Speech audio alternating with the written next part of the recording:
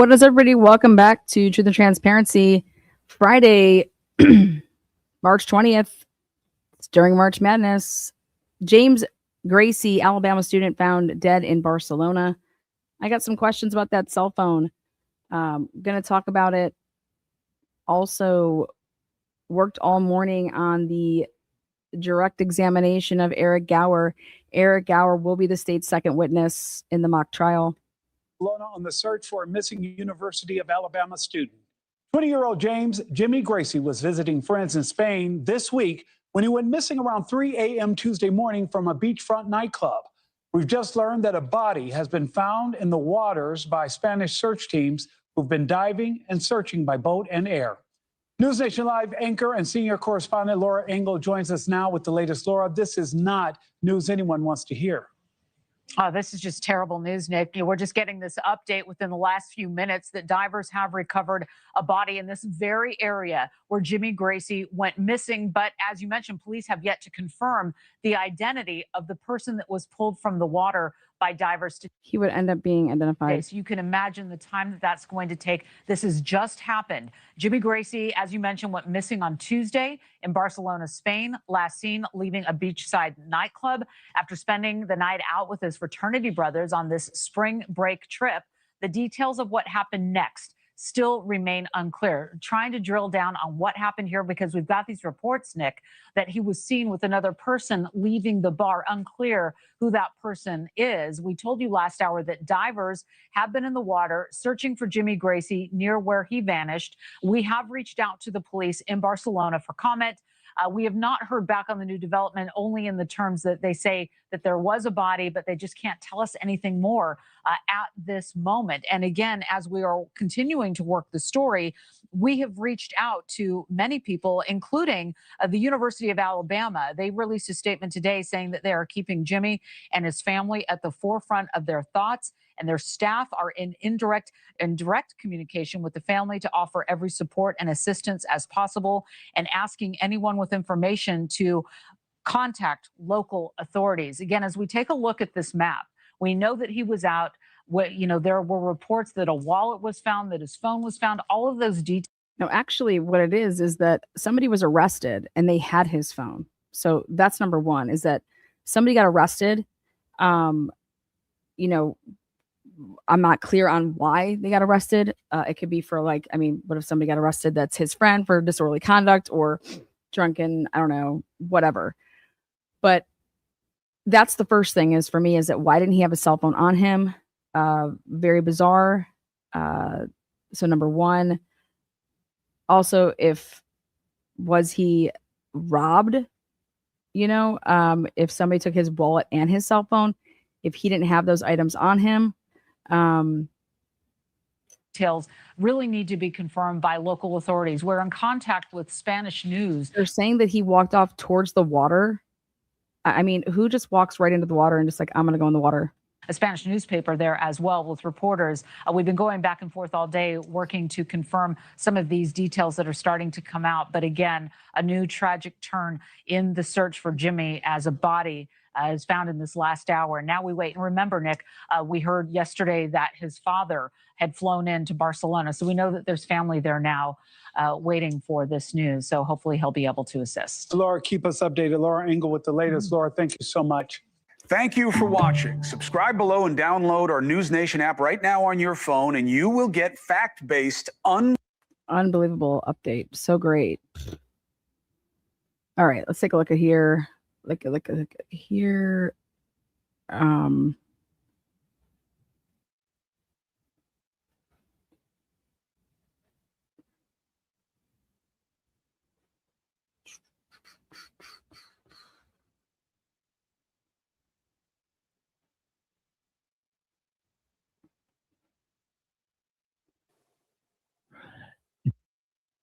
In every European country. How does that work? And Monica Jordan, thank you for that, Mary. Second beach gal. Barcelona is known for crime. It's also known to be an absolutely beautiful city. My daughter was in Madrid a semester, obviously fairly far apart, Barcelona and Madrid. Same with pickpockets and crime. We warned my son. These people know their target. Be glued together. You know, we're looking at these photos, and just call me Kim, I think it is. Your phone did get stolen, that you could get someone to scan this QR code, and then all the numbers from the people from Lead Abroad would appear, so she would know who to call. But like she said, is this guy Jimmy did not, he wasn't a part of that program, and so he probably, I don't know, maybe didn't know the ins and outs of Barcelona and how to survive. But Claire, my daughter, said that this area that he's in is a very popular, the normal people, not a part of the University of Alabama. It's just very, very sad. As a retired FBI special agent, what is your sort of cautionary words of advice to parents and to students who are going to either be spending spring break? And so we know he was last seen around 3 a.m. at this Shoko nightclub, and then he became separated from his group of friends. He was there visiting people who were on this semester abroad trip. Monica, they were staying in an Airbnb, is what I was told. What was their plan? Like, Jordan, where do you start with this in a foreign country, and how do you start? I would go to the group of people he was visiting. That's who he was. Duh. That was the intended people he was there to see. They were with him that night. At some point, they got separated. But everything the family is learning and everything we're learning through the media is kind of third hand. It's not firsthand. And so I would want to be on boots on the ground interviewing those witnesses immediately. Like if they brought Mary and I in to go over there, I would imagine at Mary's direction, I would be interviewing all of those college kids he was there with. I'd be interviewing the employees of the Shako Restaurant and Lounge. And if you look at that on a map, it's right there on the beach. So it wouldn't be too difficult to stumble out of the area of the lounge area onto the beach and then maybe near the beach. Also, I would want to be having a really close relationship with the law enforcement, hoping that somebody would share. I know they're being very close to the chest with the media, but I would be hopeful that as a member of the legal team on behalf of the young man's family, that they would share a little bit more with us, since we would be kind of the point of contact for the family. And also the biggest thing that I would want is the autopsy. I always worry that there's something on board that may have been voluntarily consumed, like maybe too much alcohol. Then outside of that, we have offices in virtually every country that would be a NATO type country, and throughout South America, throughout Mexico, throughout the different British Virgin Islands, throughout the Caribbean. We have legal attaches that handle that. As an example, when I was the SSRA in St. Thomas over the U.S. Virgin Islands, also handled duties that would come, necessary. They're suspecting that it's not foul play. You don't want to run afoul of local law enforcement in another country and start interviewing their natives. I think you may find yourself way out of bounds and find that there's no reason, I guess, to be alarmed. But that phone is a huge clue, Jen Koppenhofer. What do you do with that cell phone, and why wasn't it on his person? Why did someone else reportedly have it? Right, that cell phone is critical, and it's my understanding that it was pickpocketed or otherwise stolen from Jimmy earlier, before he went missing, reported stolen, actually, according to the report. And then beyond that, my understanding is that there was an extortion type effort made. In other words, and I had a case like this in Texas, so it really rang true to me, is a person will steal that phone, pickpocket it or otherwise, and then they'll call different numbers. They're very tech savvy with this phone, or with these phones, to even get in. And then what they do is they try to extort the person. Listen, it's a $1,200 iPhone. This can all be yours for $200. I'll leave it in this particular space. And in the situation I knew about, they left it in a locker at a health club for a particular, that was the trade-off, right? So wait a second. The same kid who gets pickpocketed and a phone is reported stolen, missing, is the same kid that winds up dead and nobody thinks it's foul play.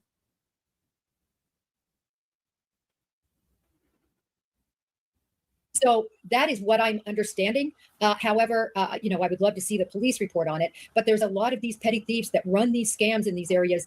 Most of us think, well, we already have a cell phone. We don't need them. They're not worth much. Not in these countries. In these countries, these scams oftentimes go along with them. Yeah. Denise here, buddy system. And this is what Jen Koppenhofer started the show with, is always good to encourage by all accounts. I mean, buddy system or not, like that doesn't, think about that. Come get your phone. I have it here. We're going to contact people. Like, what? You're going to call like the last people that were contacted in your phone. So, hey, let your friend know we just stole his phone. If he wants it back, to come meet here with money and you can have your stuff back. I mean, that's what I think is just bizarre about it, is that would have happened beforehand. And then this is the same kid that winds up dead, and nobody wants to think that this is like what? I would think foul play right away. So I know that I'm telling you, somebody was arrested, and the person that was arrested, what I heard, that they had the phone. Okay. And so the person that was arrested had the phone. Again, I'm guessing that then the friends that were with him knew that this happened. And so if they're the ones that like said, hey, and that they like were pinging it and they found, I mean, I don't, And, you know, most 20-year-olds are pretty pure, good souls. And this guy seemed to be absolutely no different. But someone just had a comment up, Monica Jordan, about how difficult it was for them to just get a police report. I believe it was in Spain or another foreign country. I mean, how tough is that, Monica? Before you even, let's say, headed overseas to investigate this, if you requested a police report, is that tough to get a hold of, Monica Jordan? Yeah, I mean, we are very fortunate in Florida. We can get anything, but I can barely get anything out of Texas. Like if I want a police report or a crash report out of Texas, it's like an act of Congress. Yeah. So same thing with Pennsylvania. What you find, or every state governs a little differently. Internationally, we have no authority. So you really are at the mercy. If you go over, like I said, if Mary and I went over as the legal team, or you know, obviously we'd love to have Jennifer because she's going to get us in the door with law enforcement. Yeah. But the idea is to really ingratiate yourself in that community. And hopefully they will be sympathetic to our cause and be a little bit more willing to allow us to get some work done, because we have no authority to get anything. Mm-hmm. Yeah, that's a scary thought. And you said not just Barcelona, but Texas. I mean, it's tough to get answers from people. But Mary, here's a really good point from Becky Ireland's a longtime friend of the show. What are the chances that the local police claim no foul play to secure their tourism? I have no idea. Heavy chances. That's like, duh. How much money they make, but I know Barcelona is one of the hottest tourist spots in the entire world. The last thing they need is for headlines in America to say that Jimmy Gracey, 20-year-old University of Alabama student, was either murdered or got into a well, especially if this can happen to a boy versus a girl. You know what I mean? Fight with someone that stole his phone, and that person throws him into the sea, and he drowns. They've got a lot of reasons, billions probably, to cover their own behinds. What's your response to that? I mean, it's possible. It is possible that's what they did. I think we've seen that they ruled out, foul play, but I've also read that, how the fuck can you rule out foul play? That's crazy to me. That's so crazy to me. Thank you so much. That's absurd. How can you rule out foul play? Anybody reporting that's crazy. There's been no autopsy. How are you ruling something out? Bizarre, ridiculous. What do they have? Then they must have camera footage of him just walking off literally into the water and accidentally falls into, by overboard the boat. So, I mean, ridiculous in my opinion. You better have him on camera by himself, like literally just walking over by the docks and falling in. But even there, it could still be foul play if he was drugged. They wanted to, before they ruled it out, they wanted to see an autopsy. But this is the other thing I wouldn't understand. That let's say that he was pickpocketed for that whole extortion thing that they were just talking about. Your friend isn't going to come with you. Your friends aren't going to be like, yeah, let's go get your shit. Like, we're going to come with you. You know what I mean? Like, that's just, why would he ever go by himself to recover his phone? That doesn't make any sense. I just don't, especially like fraternity guys. I can see them being like, yeah, who the fuck did this? Like, let's fuck them up. Same thing with like athletes, I guess. I don't know. I don't understand why he would have been by himself. It's possible. So according to my daughter, especially with what they're saying here, if it was a situation that, so I'm guessing maybe it wasn't a situation like that and he actually reported it missing. Or he said to his friends, like, oh my God, like my phone was taken, to his friends. And then that's even more of a reason that like, that your friend doesn't have a phone. So like, you don't. This Barcelona is a little bit separate from other. I'm telling you, people split up way more than ever before because of cell phones. Remember back in the day, you'd actually have to keep your plans. You can't like bail out, without, back in the day when there wasn't cell phones, it would be like, if you made a plan to like meet up with some, go and do something, you're like sticking to those plans. Okay. But cell phones truly made it so that you could like cancel plans. Like, you're just getting in touch with somebody just instantly. Maybe people more flaky. I guess places, cities in Spain. And, she felt that they would do a very good job in investigating it. And so as long as they have not ruled out foul play, think I'm. I mean, you lose your phone nowadays. You have your your Apple Wallet. You can just like scan. You scan your phone, and it could just take out the money to pay for whatever.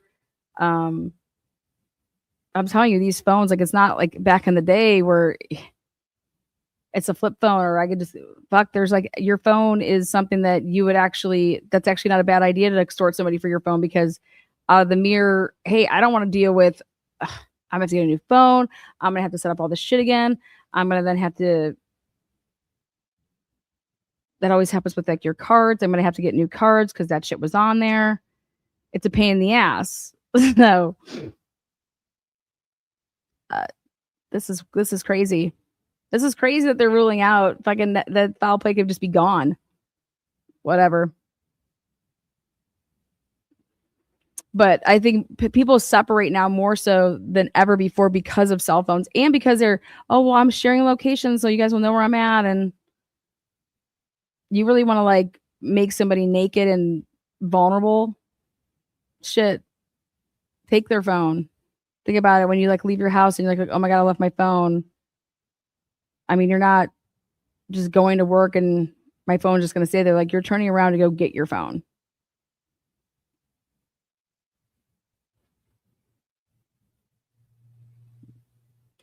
But try like a day challenge, and then try like, a couple day challenge, and try like a week challenge to go without a cell phone. See how well that like works out. Shit, I remember I did that in college. Because I was like, fuck this. I'm not even gonna, I went like a couple months without a cell phone. Because I was like, dude, forget this. And it was like so peaceful. obviously it's possible. Here's another famous name for all the wrong reasons, Natalie Holloway. Yes. She was in Aruba. I don't get those vibes. She was from Alabama. She was from Mountain Brook, Alabama. I just don't, I mean, I don't know. I don't get those vibes. I just can't believe that if he didn't have a phone, he would almost have to stay with somebody. Like, your phone has fucking everything. You got your GPS, like you can go to your maps. Like, if I'm going to be staying at Airbnb, okay, if I need to get an Uber, if I need to do, I don't know, do they have that there? I've never been to Barcelona. I just know that you take someone's phone away from them and you make them like caveman. You're just taking everything from them. We become so like dependent on cell phones. And I think it happened in 2000. Was it 2004 or 2005? Yeah, it was like the early mid 2000s. Yes. Sure. And so she was actually on her high school, her senior trip, and left a bar with a guy who ended up not only killing her, but killing others after the police released him. Killed maybe 2 other girls or whatever. But yes, she didn't have the buddy system, and her friends let her walk away with this guy and maybe another one of his friends. But this has been devastating, I know, for that mother. And I finally brought him to justice maybe 2 years ago in Alabama. So that was a lot of closure for that family. Yeah, I remember Greta Van Susteren was down there incessantly covering that story, as was Geraldo Rivera back in the day when cable news was a little bit different. So we're looking at a wide shot, obviously, of this part. You see how beautiful it is there. But that's the nightclub area, and that's the pier. And someone was asking, his body, Jimmy Gracey's body, was recovered in the water, kind of around where that circle is. Jen Koffendorfer. So the phone remains a mystery, and I'll circle back to that. But apparently his wallet is now found floating on top of the water. Seems strange to me. Is that, I mean, from your own experience, if someone drowns, and we don't know that to be the case for sure here, but if someone drowns, is that something that happens? Does the wallet tend to slip out the back pocket and end up floating? I mean, unless, that's typically where men carry their wallets in the back pocket.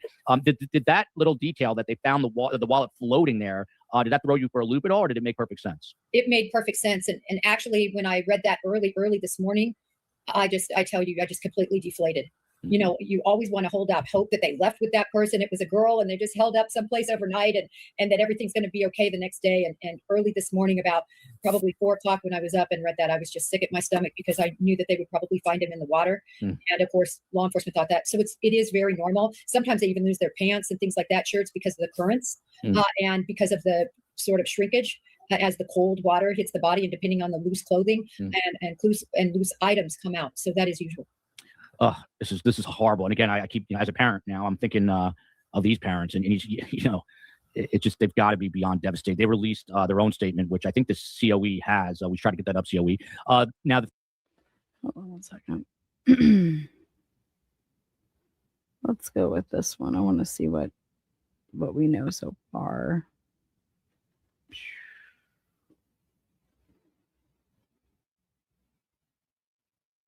A new developing story as a 20-year-old University of Alabama student from the Chicago area is missing from a spring break trip abroad as he was visiting friends studying abroad in Barcelona. We're looking at this post from the New York Post saying that University of Alabama student Jimmy Gracey reported missing after a night out in Spain during a spring break trip. He is notably from Elmhurst, Illinois. Let's be joined right now by our Fox 32 team, Casey Cronus, on the ground in the Windy City. Casey, thank you so much for joining us. We know his mother posted on Facebook asking for any information. What more can you tell us?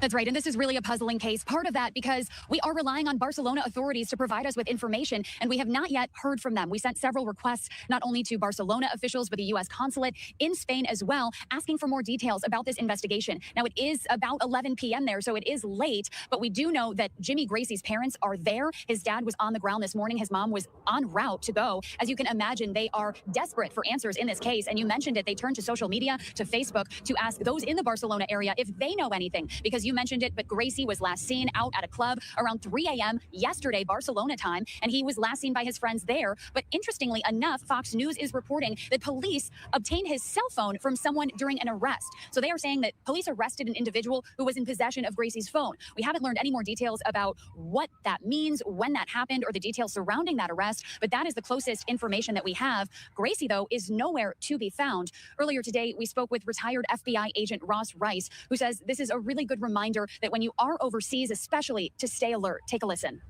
You really have to be on alert. And one of the things the State Department recommends for 20 miles west of downtown Chicago, this is the suburb that Gracey grew up in. He attended a well-known college prep high school, St. Ignatius, in the place of residence, which would be here, presumably, if his address is still tied to his parents' home. Police here telling us that that has not yet been done, so they are not involved in the investigation and could not comment further on this case.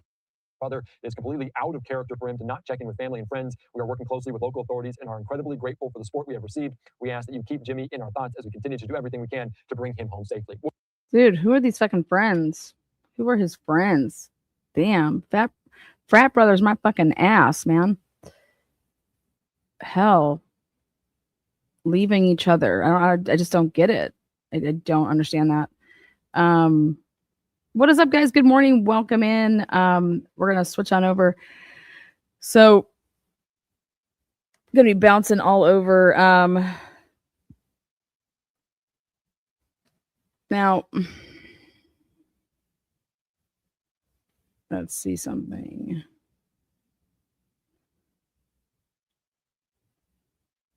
Okay.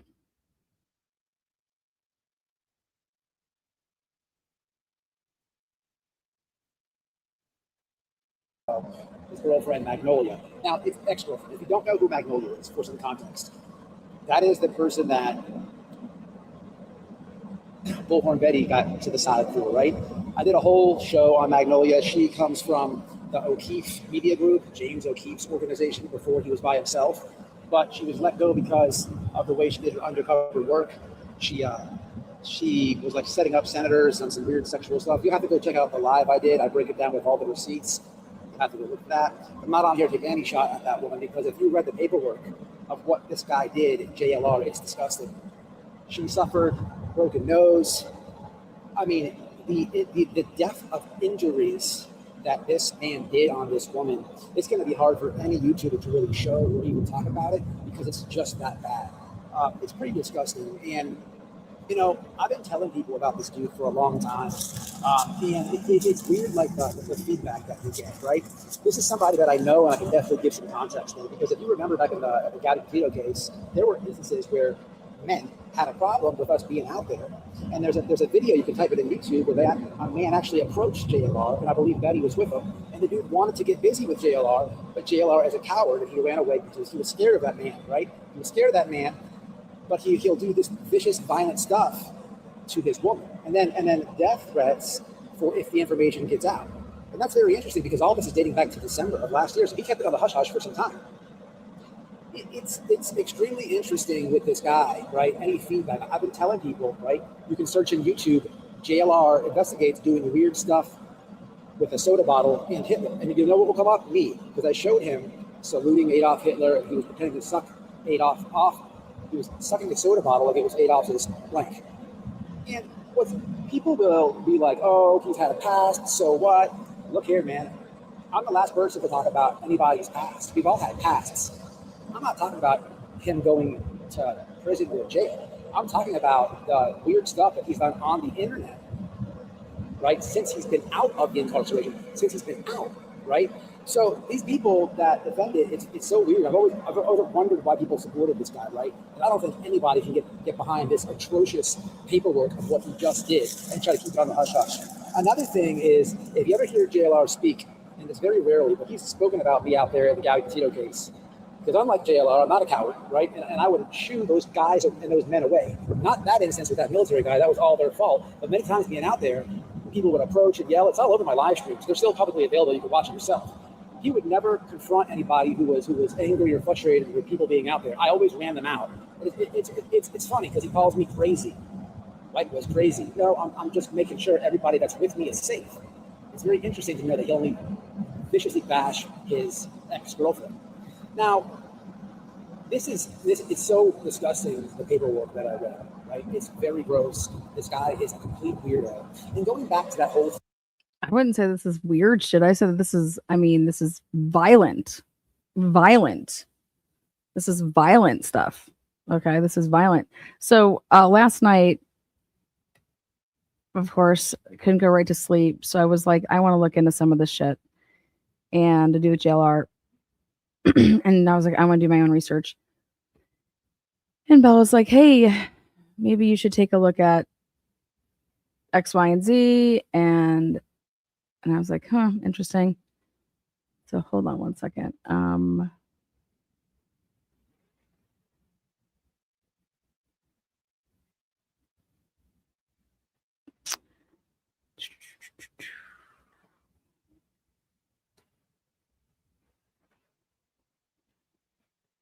Let me get to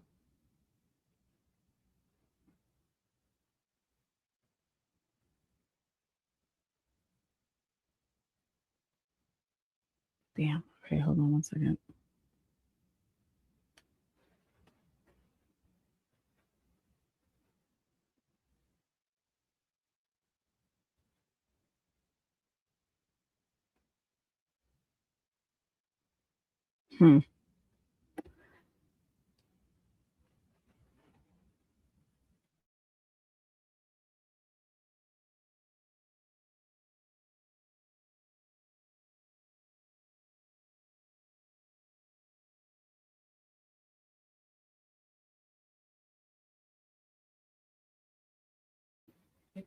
Okay, sorry, I had to pull something up.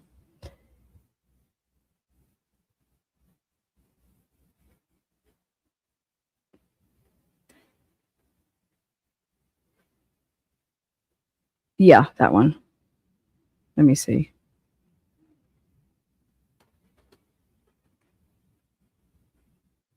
Okay.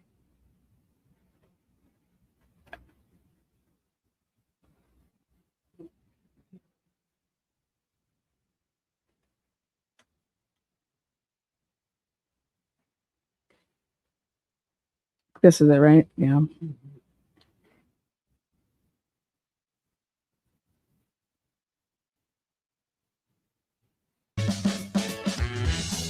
Post reporter, ripping a dramatic tale about an inappropriate sexual relationship she allegedly had in 1992 with Moore. Been claimed, ripping a dramatic tale. Okay, so this was put out by Heels in the Air. Let's see, when the heck was this? A year ago, but let's get the exact date. April 21st, 2024. Okay, so it's going to be 2 years in April because that's how YouTube works until you get to that next year point. So you always want to take a look at that when it says a year, like you need to click on that.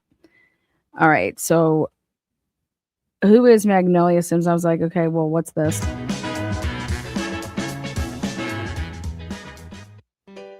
Autopsy is a woman who sat with a Washington Post reporter, ripping a dramatic tale about an inappropriate sexual relationship she allegedly had in 1992 with.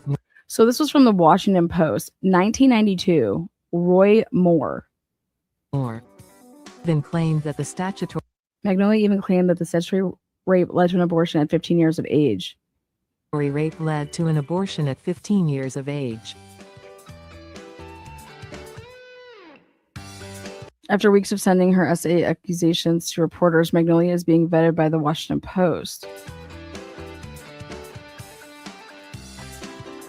You still have an interest in working in the conservative media movement to combat the lies and deceit of the liberal MSM? Is that still your interest? No, not really. Yeah. Not at this point. No. I mean, I don't really want to get into any more details about my life because it's like obvious that you're like not believing me, so I don't really see the point of even continuing the meeting. Yeah. You know. So I probably should just like cancel the whole thing. Okay.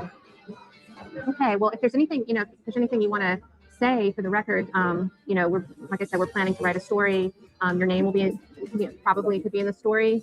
And I mean, so if you want to explain, this is your chance to explain. Am I being recorded? No. Okay. Okay.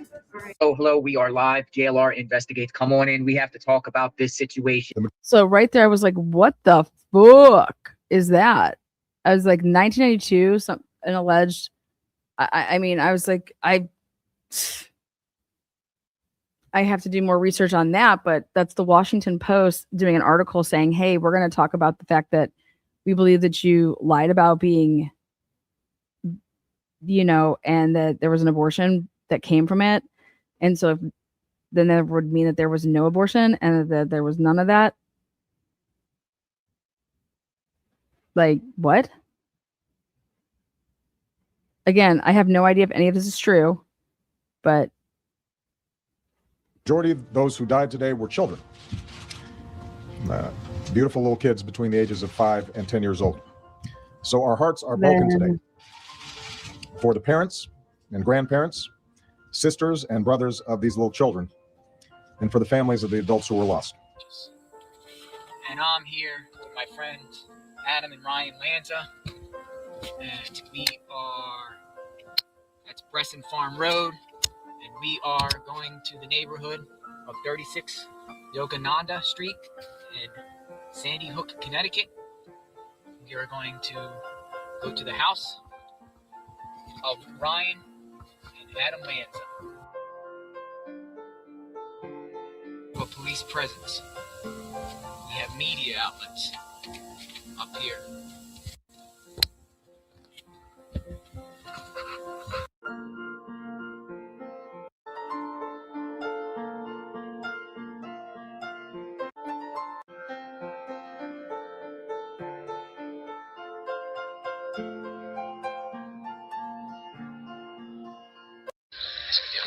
James Egan Holmes is our hero. Yeah, James was with me today when I got these. $3.99. Yeah, $3.99. so if you guys remember the Colorado shooter from the theater for the Dark Knight Rises, I believe it was 2000, I want to say 2012. JLR was married. JLR, they met in James Holmes fan group. James Holmes was the guy that was arrested, for doing the shooting. He had the crazy purple or yellow hair or orange hair.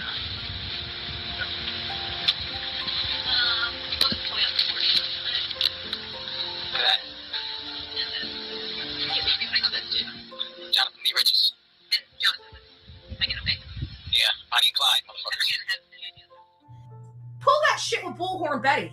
Like I said, I will take my bullhorn and you will be spitting out sequins from my bullhorn for the next year. Ladies and gentlemen, Candace Wells. There she is, Candace Wells. Sorry you lost your job. We're sorry that your baby's dead. We're sorry that you. And then I was just like, what the fuck is all this shit? Like, I don't fucking follow any of this shit. So I was like, wait, what? I have no idea. How do I know what people did in 1992? I was just like one to, peep around. JLR versus Magnolia. I don't even. JLR Charge TV. Where is? I found something else. All this Nancy Guthrie stuff is clouding my feed, though.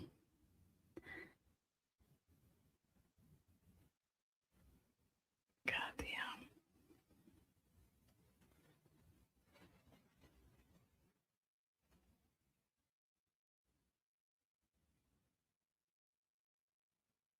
Hold on.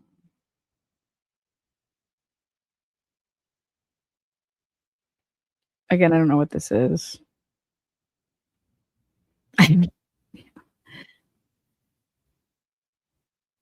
For the moment, here, I had a friend that's feeling down and is bored and thinks YouTube is boring. And so I thought, He must have got struck. If you can see me, put a 1.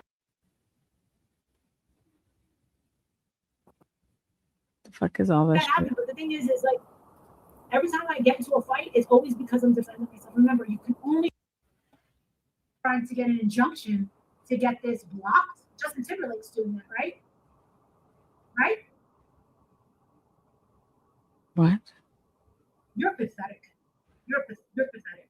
Why are you here? I don't even want your eyes on you. I don't need to be a bitch, but I don't like you.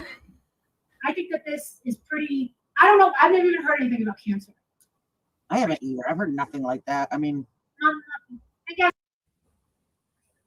A interrogator style personal brand. no. Give you content ideas. No. I want a Show you how job. to position yourself. Remember last year saying, Betty, why are you obsessing over a guy that would say something like this? Now remember, Wilhelm Betty also got denied when Dolly was like, no, I was never with him. On my fucking camera like this. Thank God somebody ripped that. That's on YouTube because it popped up in my people sunglasses and a mask. Because back then is when we wore fucking masks. I didn't say I'm Molly because I never say my name. I want to go back to town. Me and Mom want to go back to town so I can go to the bathroom. And that's how it's gonna be.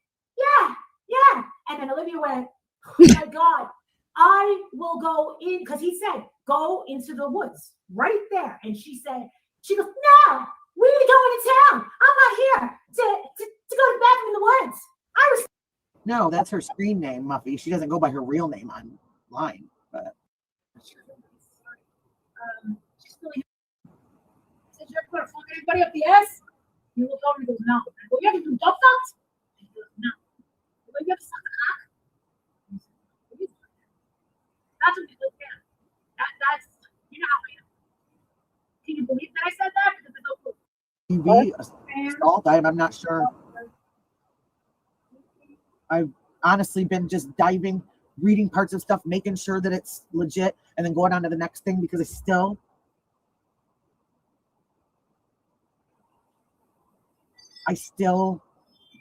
I don't want to believe this is true. But it is. That was Betty, the JLR threatened. What are you talking about?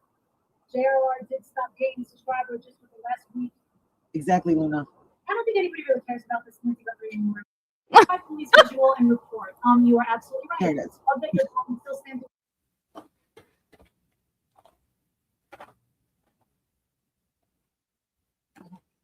Shit.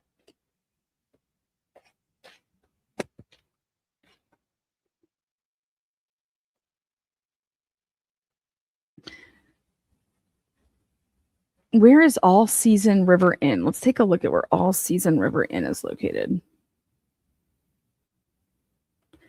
They were at a hotel called All Season River Inn, Wentworth, Washington. Like, let's take a look at the fucking pictures here. Okay, let's go like this. Let's go like this.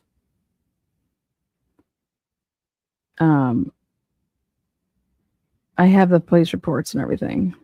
I read them off of my channel last night. Let's go to this fucking hotel.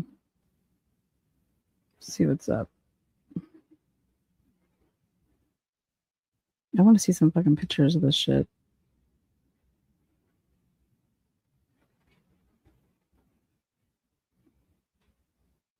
Oh, Seasons River Inn. Is it coming with... Oh, what the fuck is this thing doing? Okay, here we go. What was it?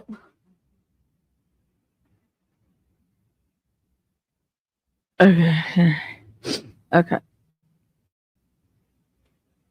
All right. Let's take a look at these pics.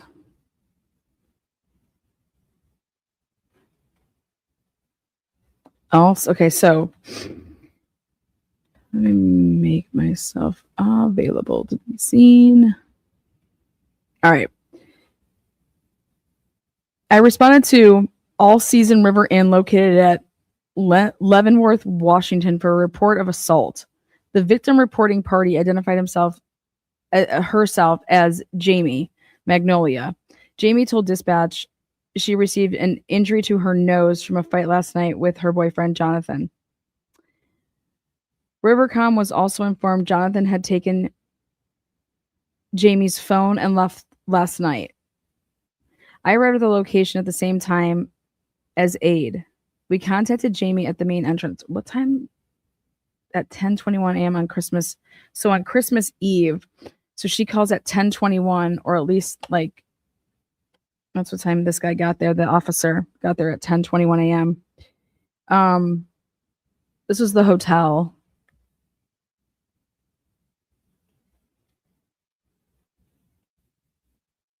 And they were staying in the, I'll tell you the room.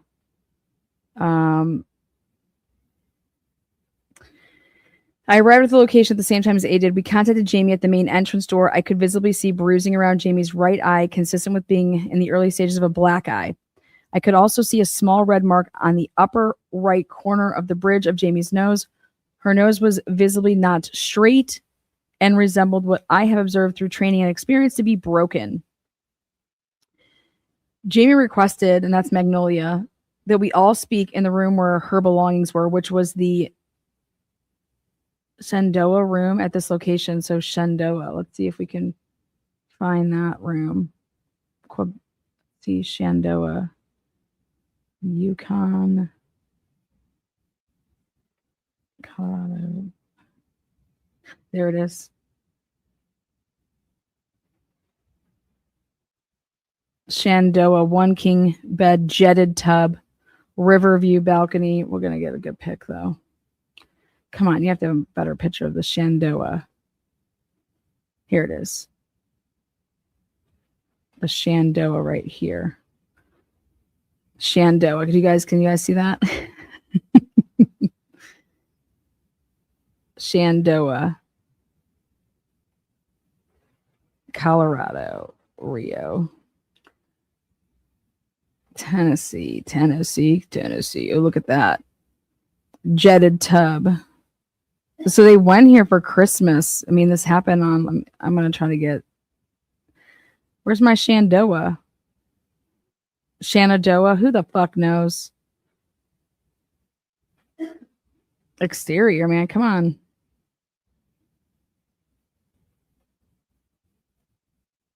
This room must be the weakest room. That's the Colorado, baby. Oh, here we go. Look at this. This is the Shenandoah 1 king bed, jetted tub, river view balcony. No pets. You get a bathroom, free toiletries, hair dryer, towel soap. Where's the bed, man? It's really weird.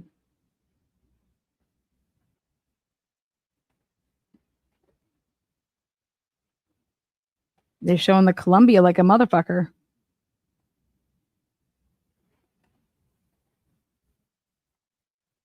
Oh, there we go. That's better for my liking. Better view. You guys can take a look at that. So they were This was the room that they had, the Shenandoah. And so they go back to, it's located, the room at this location, which is upstairs. Yep, it is upstairs. Jamie advised sometime between 11 and midnight last night she had confronted Jonathan about things she observed on his work phone. Jamie stated it was things such as communication with other women and what she described to be porn. Jamie stated when she addressed this with Jonathan, he became enraged and struck her with a closed fist multiple times on the side of her head, her nose, and her ribs. Jamie stated she grabbed her phone and began to dial 911 for help, but Jonathan saw her doing this, took her phone from her, and said, "I will fucking you." I asked Jamie if she believed this threat to be true. She stated she believed he would her. Kill. Jamie Magnolia stated she believes at some point she lost consciousness after the assault, but remembered Jonathan grabbing 2 bags, his personal cell phone, Jamie's cell phone, and then leaving. I asked Jamie what phone she currently had, and she stated it was Jonathan's work phone that he left behind. I have a couple questions about that. Not gonna lie.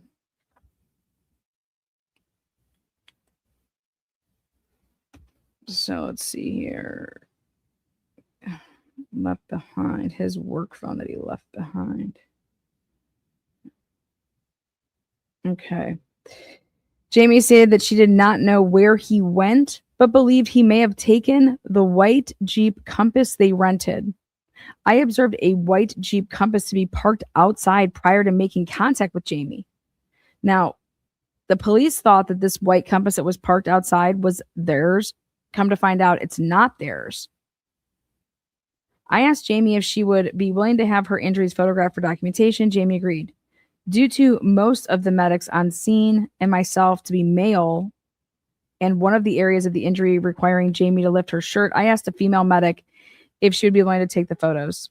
So that happens. And then they transport her to Cascade Medical Center. I requested Rivercom to put an ATL out for Jonathan. I'm guessing that's like a be on the lookout, but ATL? ATL, what's up, motherfucker? I responded to the Cascade Medical Center and met with Jamie in the emergency room, room 3. I asked Jamie if she would be willing to complete a medical release form for documentation of injuries received for the assault. Jamie agreed, and a medical release form was completed, signed, and provided to the medical facility staff. Jamie stated, attempt to locate is ATL. Jamie stated Jonathan had been texting the work phone, knowing he left it behind. He told Jamie he was 100 miles away from her and in the middle of nowhere. Jamie could not confirm the Jeep Compass still parked at the hotel was their rental, but due to it being the only one there and all the other guest vehicles accounted for, this was most likely the vehicle, but guess what? It was not.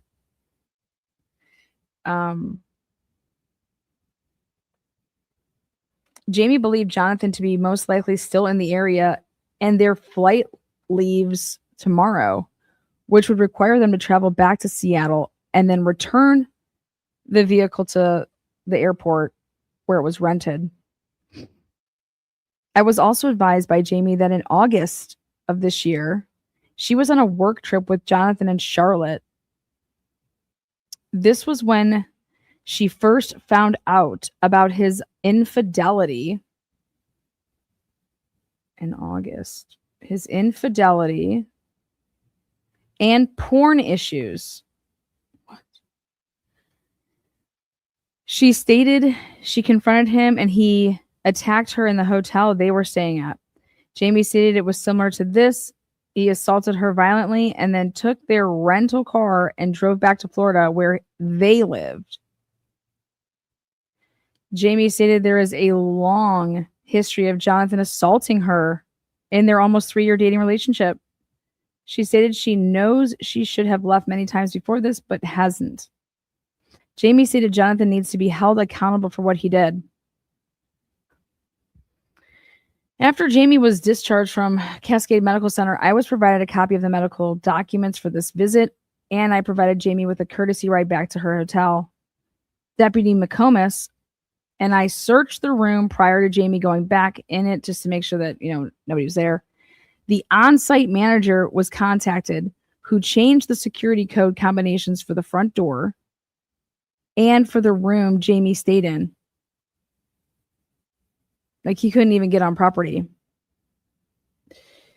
It should be noted that the white Jeep Compass bearing the Washington registration that was observed earlier was confirmed to be another guest's rental. Like, look at how shitty of a job they did on that. Way to go.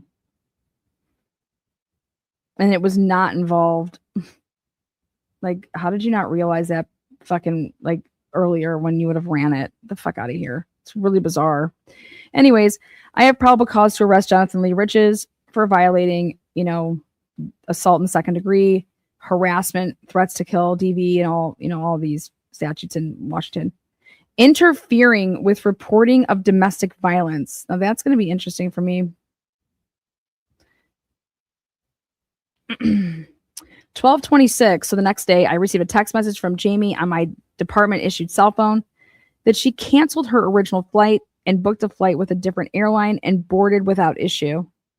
On 12/27/2025, I received a text message from Jamie on my department issued cell phone that she was finally able to track Jonathan's location. How? He was traveling through North Dakota.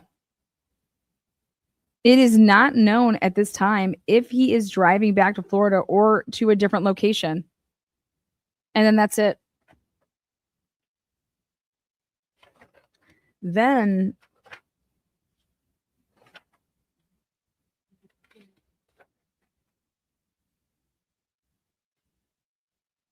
oh yeah. JLR was on Twitter on the 24th and has a picture of him at this location saying about that it snowed. And then she wrote up a affidavit accompanying the petition for domestic order of protection. And this was filed in Arkansas.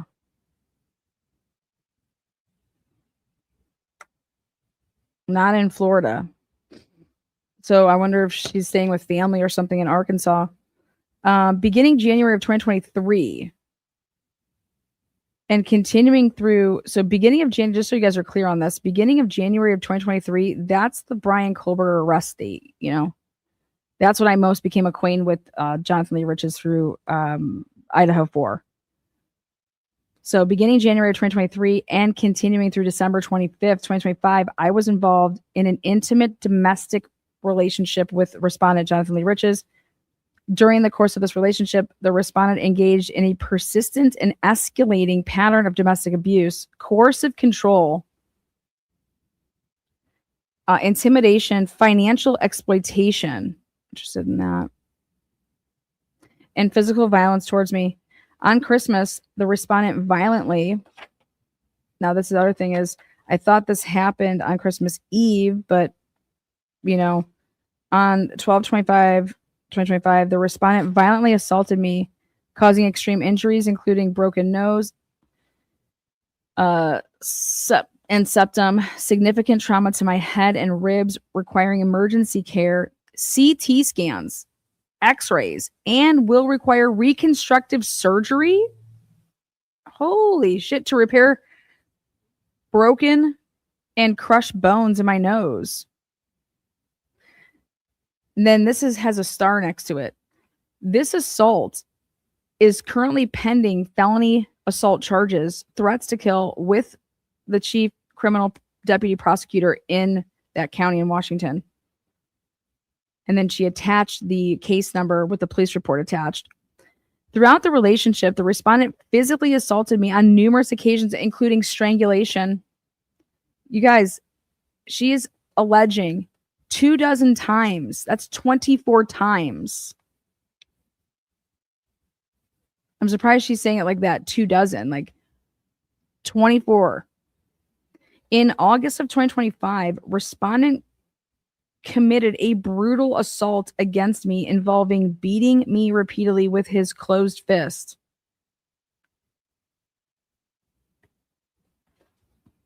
Respondent threatened to kill me if I reported his assault or if I called 911. Since the 12/25/2025 felony assault, respondent has continued to abuse me. Using fear, threats, intimidation, ongoing financial abuse, threat of all of our joint funds in an account of retaliation. Now she says that they have now, listen to this, because I was looking into this as far as it says joint funds in an account, ongoing financial abuse, theft of all of our joint funds in an account. It doesn't say in a joint account. Theft of all our joint funds in an account. Wow.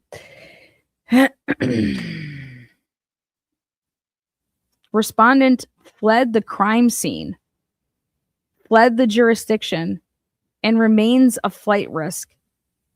He has continued to contact me, and I'm in fear of immediate harm and death.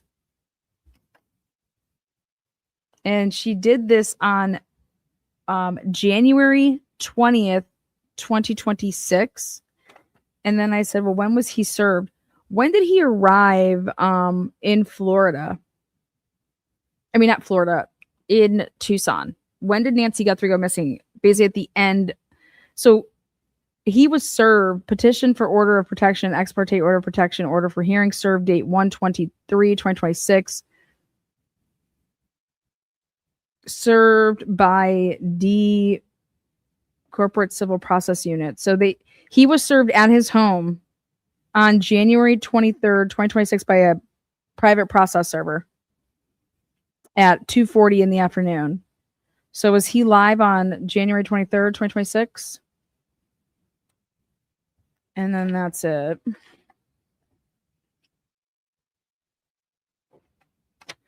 Now, Jesus.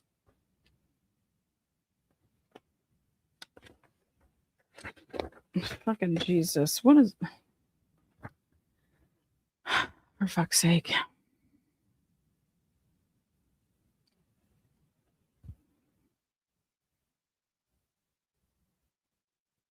Let me see.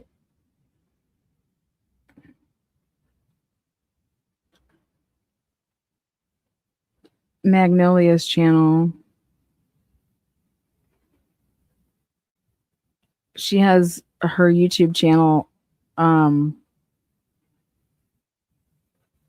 last time that I think she did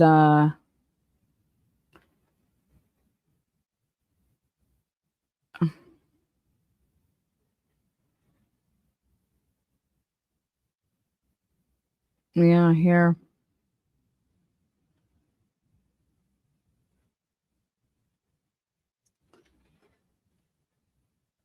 Let's see.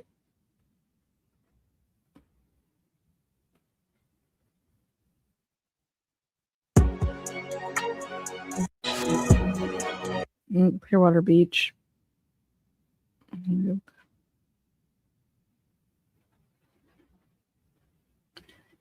She did behind the scenes. I am in Brian Kohlberger's neighborhood. Trying to find answers. Trying to find out what happened. And why Brian Kohlberger came from this community here and went all the way from Pullman, Washington to live. So I'm sliding into his community. I am on the swing in Brian Kohlberger's former neighborhood. He's in the Lake Tahoe County Jail right now. Beautiful. Indian Lakes. Albrightsville, Pennsylvania. Swing set, Brian Kohlberger's neighborhood. Why did Brian Kohlberger?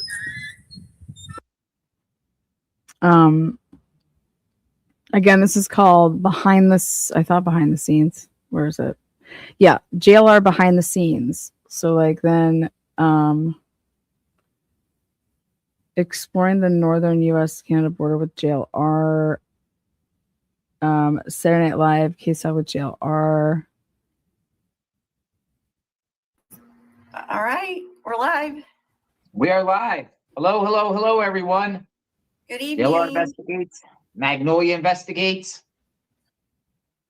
Who live on the border.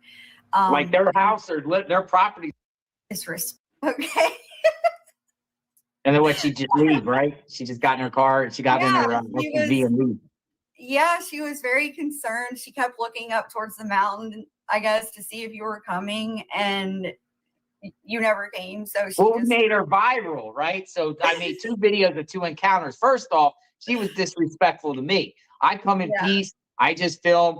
The footage speaks for itself. You could see she had came at me. She didn't want me filming her interacting with the migrants, aiding and abetting, or, you know, giving them food, water, whatever. She didn't want that film.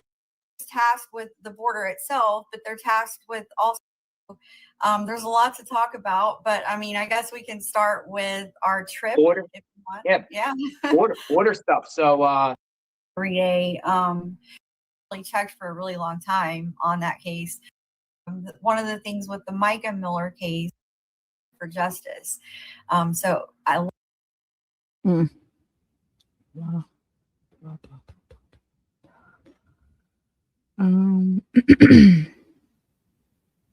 Okay.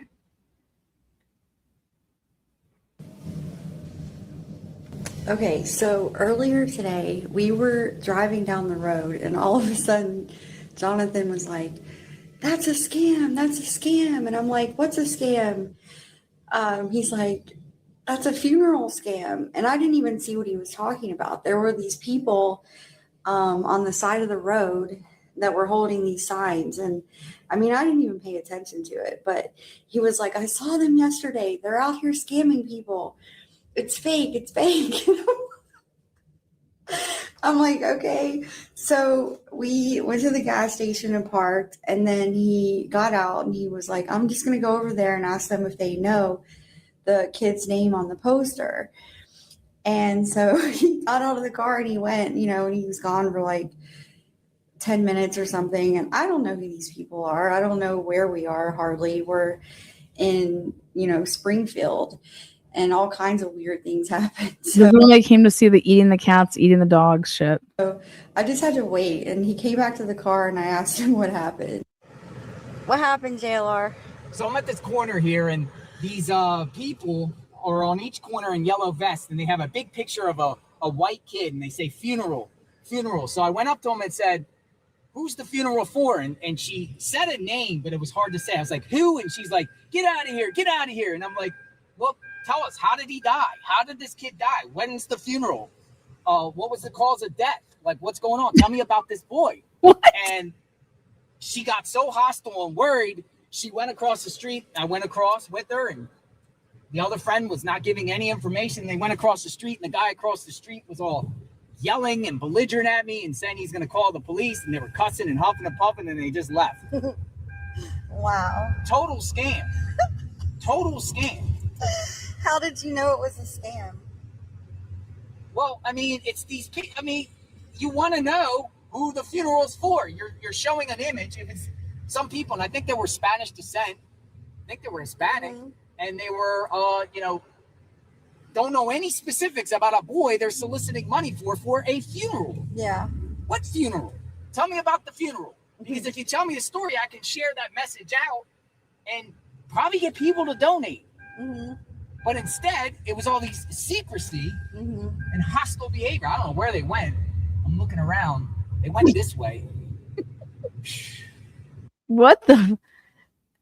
You know, they were just like Gabby and Brian laundrying it, like just driving around, you know, doing cases. And this is a behind the scenes. Wait, where is it at? Behind the scenes.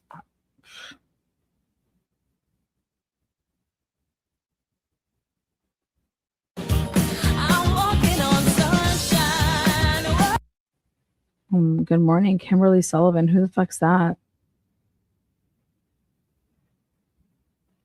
JLR is he wearing jeans? I never saw him wear jeans before. He's a shorts goer.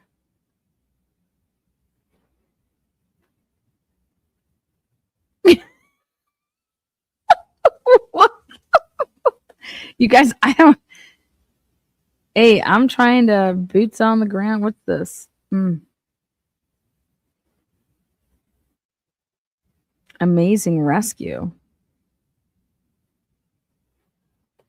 Oh my God. Are you all right?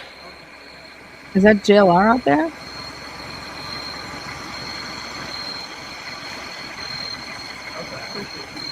We're gonna get you out.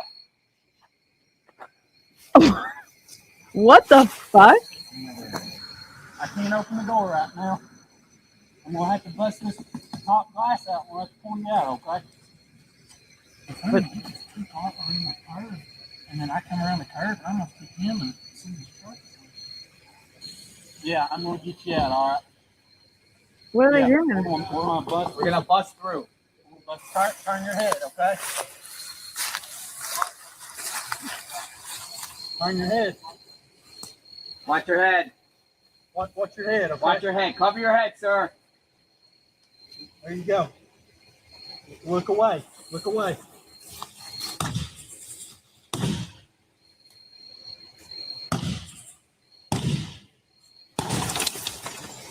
All right, you good? Hang on. Hang on. Let me break that glass, sir. Get the glass out. Hang on. Any broken bones, anything? Try your best, sir. Hello? Super Tucker. Yes, sir. Yeah. All right. I know. I got okay, you, sir. man. You're good. Hey, hey, listen to me. Hey. Yeah.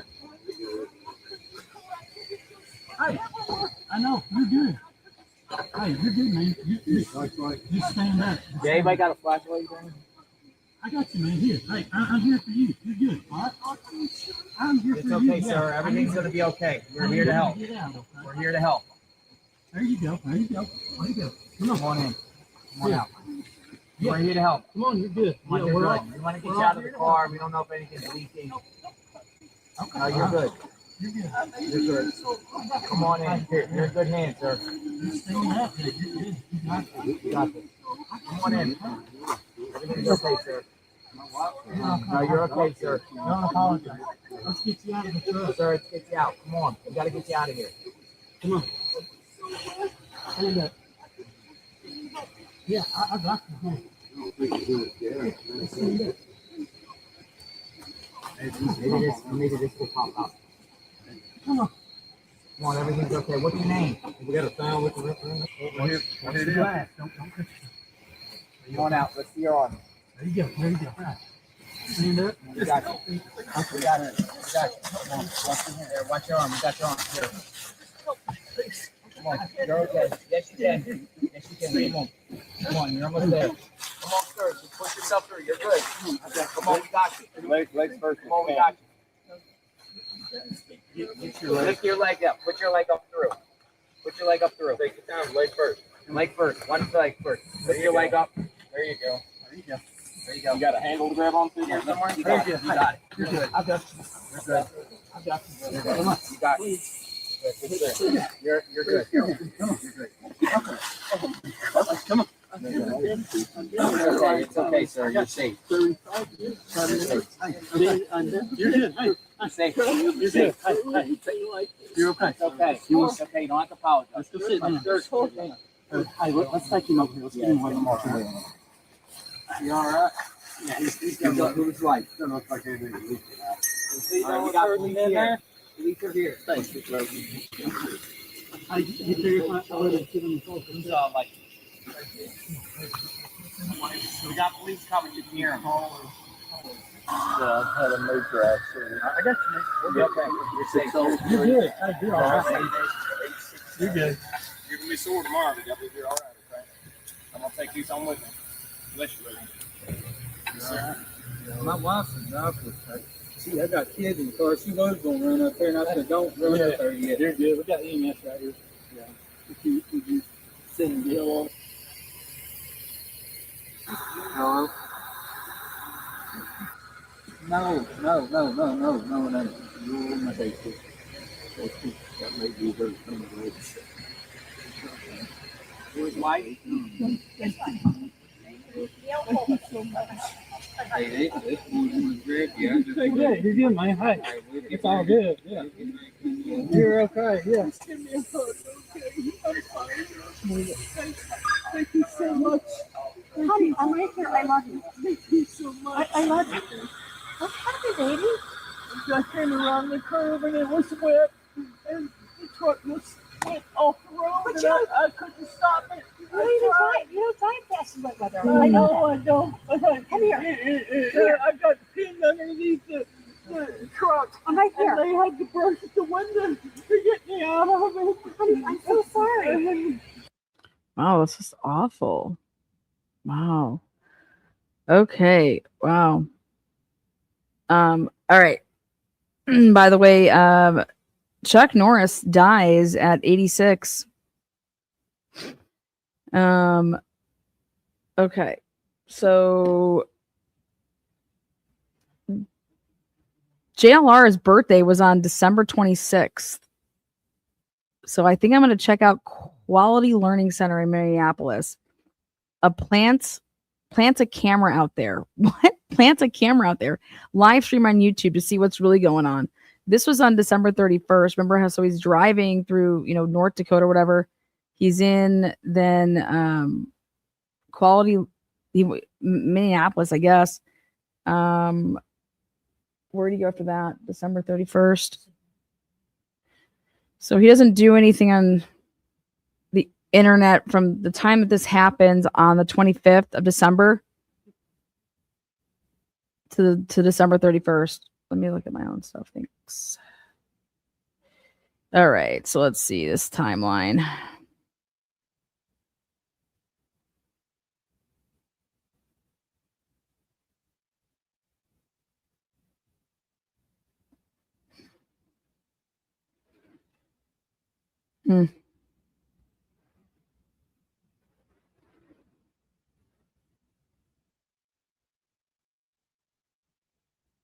On December 24th,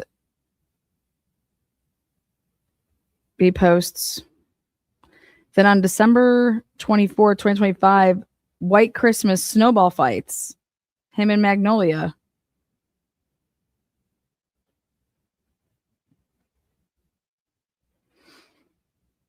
That's my email. Then Merry Christmas Eve, reporting from Leavenworth, Washington. They go and see the lights. Let me just send this to my email. Fucking motherfuckers. Wow. Everything seemed like it was just fine and dandy. Next thing you know, someone's getting... Let me pull up these. When was what? This video? That video of saving that man or breaking in. I don't know. Let's see.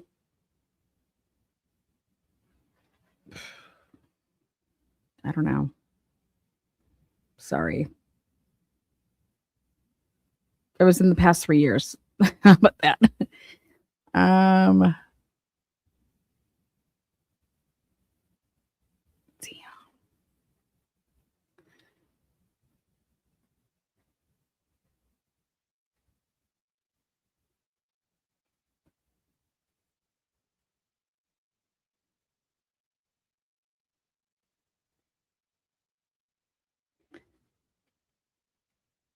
Okay, so JLR investigates December 24, 2025, White Christmas snowball fight.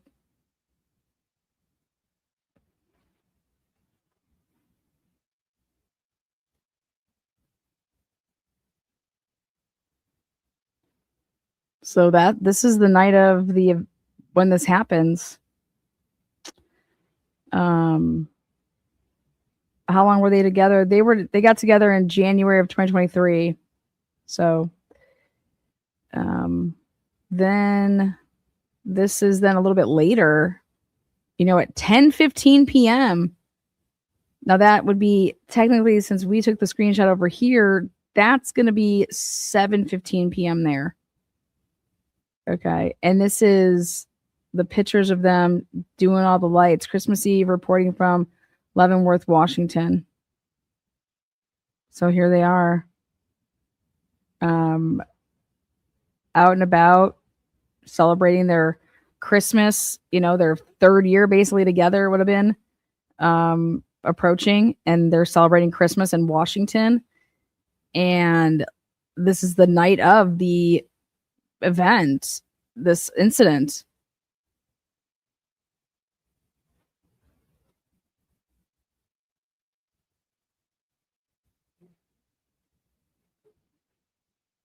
Do they have like an actual snowball fight? Oh yeah.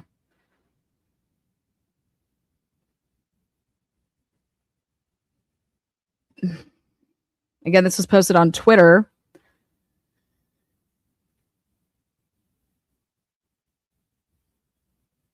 Something happened within a couple hours of this.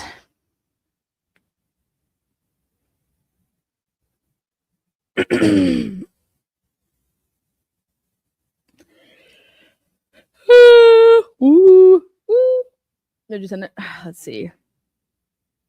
Again, if we wouldn't have researched and found what we had found about this whole Washington Post investigating Magnolia for making up a rape accusation, I mean,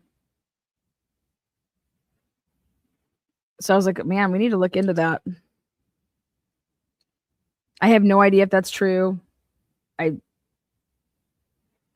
was the first I saw it. Like I said, I don't fucking go looking up people and know everything about them. Nope, sorry, don't.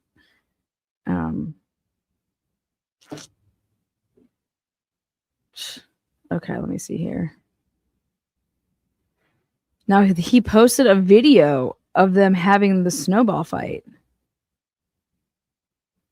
So let me see if I can. Oh, wow.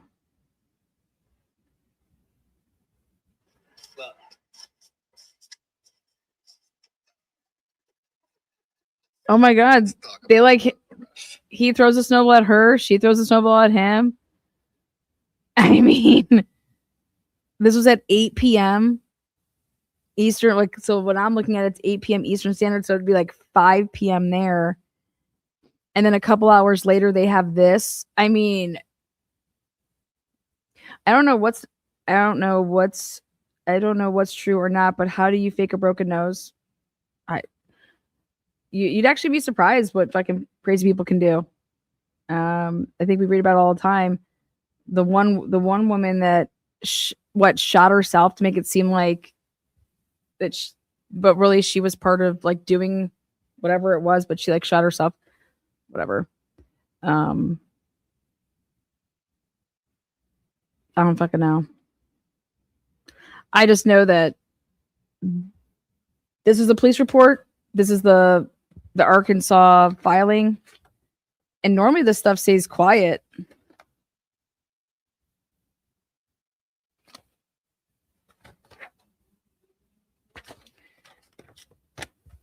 So I don't know. I don't know when they moved in together. I'm interested in the whole joint account funds because that's interesting. It was an ice ball, not a snowball. That's where the fight happened. It was an ice ball. It was snow what we just saw. It was 14 seconds. Don't know.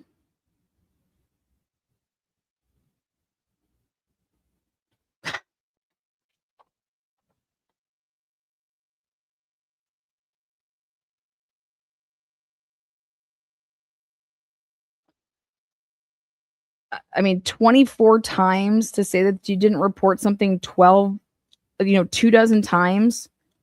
I'm just like, what the fuck? Like, that's a lot of times. That's like one time a month. Motherfucker was not like, that's for 2 years. One time a month.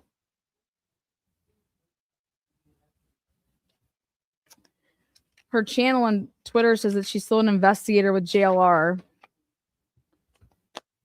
Yeah, I don't know.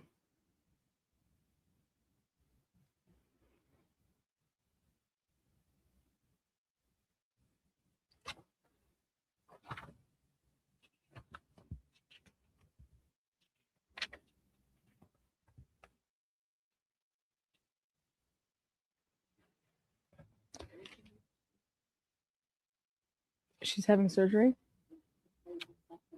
Oh, yeah, she's going to have surgery, but I don't know when the date of that is. All I know is, Jesus, I'm going to play you guys something else.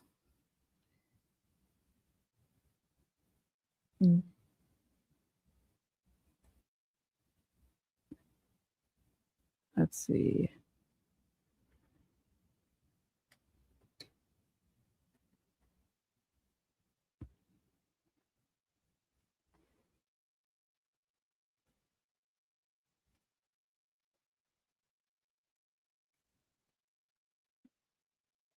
Discussing when I said I told you so, but this is just what it is. So let's just freaking get into it.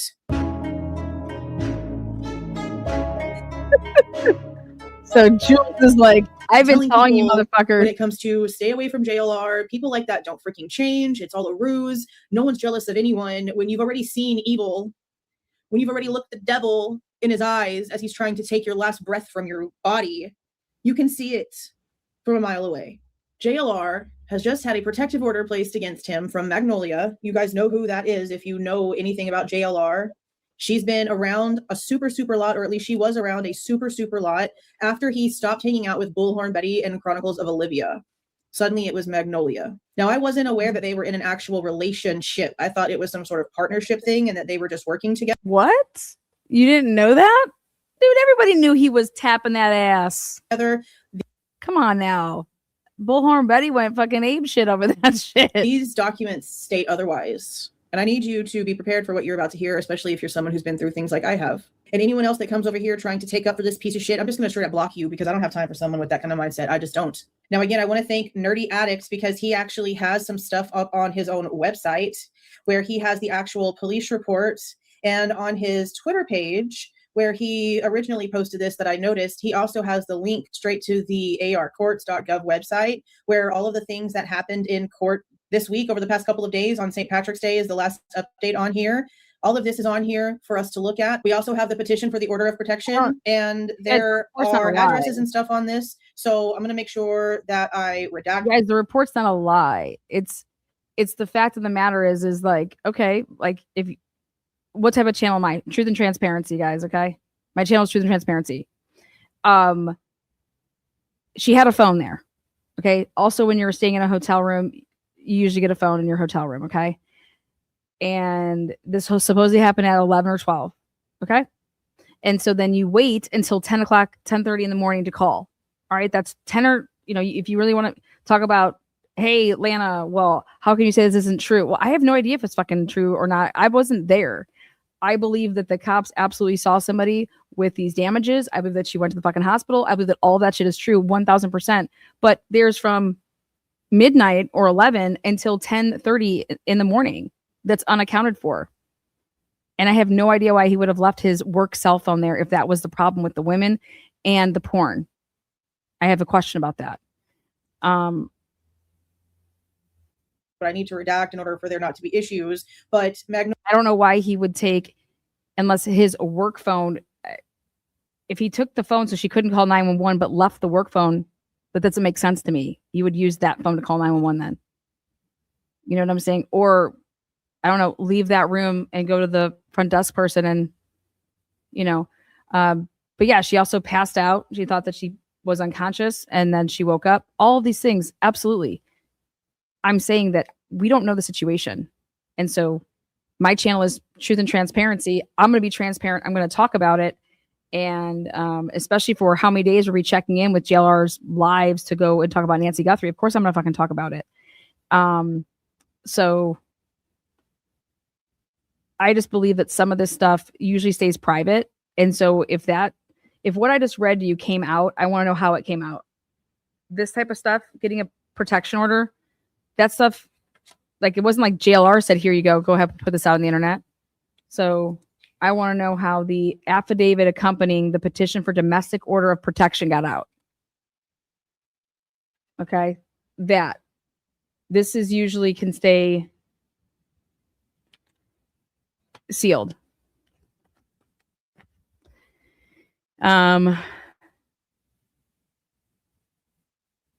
like, to read this and see that there's been 24 times that this has happened over the, like, that's awful to somebody feel like that they can't leave an abusive situation. Rolly is real name. I mean, I can FOIA his fucking address and see if there's been any 911 calls over there, you know? Name seems to be on here too. I don't think there is, because I think that she would have mentioned that, because she mentions in here when she's saying that this case and that case, and trust me, I'm not saying that he didn't do any of this. I'm saying that she's alleging this, and why wouldn't you believe her? You know, how do you do this to yourself? Like, how would this have happened? You know, how do you get your broken nose? How does anything? I don't know. I don't know if they're drinkers. I don't think JLR's a drinker. You know what I mean? Something happened literally within just a couple hours, because as you saw them, I mean, just because they actually posted a picture and that they're acting like they're having fun or whatever, doesn't mean they're clearly there's been problems in their relationship. She found out about infidelity, she's saying, in August of 2025 when they were on some Charlotte trip. I'm over here just like, the dick can't be that good. I would never, I mean, I'd beat somebody's ass if somebody fucking put their hands on me. You want to throw down, motherfucker? Let's go. Like, I'm going to get my fucking shots in. Her name is Jamie Phillips, not a big deal. But when it comes to the address, regardless of if it's that piece of shit's address or not, I know that I have to protect my channel by blocking things out. But of course, I will have links to everything in the description box. And trust when I tell you that there's going to be a brand new folder now added to the Google Drive. Now, this seems to be the incident report, the police report that was written at the time of the incident. And that's the thing, is I liked both of them, and would always make sure that I said, you know, hi to Magnolia, because I know that she was doing a lot, you know. She would always be traveling with them, and she did a lot of research. So I never knew that they moved in together. I mean, I figured that they would be spending a lot of time. I didn't know what she did for a living, and I didn't know that she was, if she was 911 was called. And as you can see here, they have Jamie as the victim, and I didn't know that this is all she does. I had no idea about her background, as far as that she came from some O'Keefe media shit. I have no idea what the fuck that is. Complainant, and then they have JLR's big ass as the suspect. And here's their vehicle in question, I guess, that was parked at the residence. So look at this narrative though, right there. That initiating call at 9:18. Well, then what was the call at 10:11? Like, what's going on? That's interesting. Says the following report is a summary standing of said incident. Everything I went through. Furthermore, portions of my involvement were recorded by audio and video on my department issue Axon body worn camera. Please see this type of stuff here? Engaged in a persistent and escalating. This stuff normally you can't get. So see how it's ex parte, like she took her copy and she gave it to her brother, and her brother gave it to Nerdy. I mean, that's the only way that's getting out.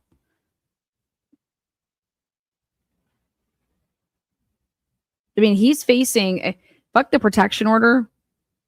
That's the least. I mean, that's just like a no contact period for however long. I think 3 years. I don't know. But the thing that's, he was charged with felonies. Pattern of domestic abuse, coercive control, intimidation, financial, has a criminal history, and death. I mean, some sort of weird ass attention. I don't understand this type of person.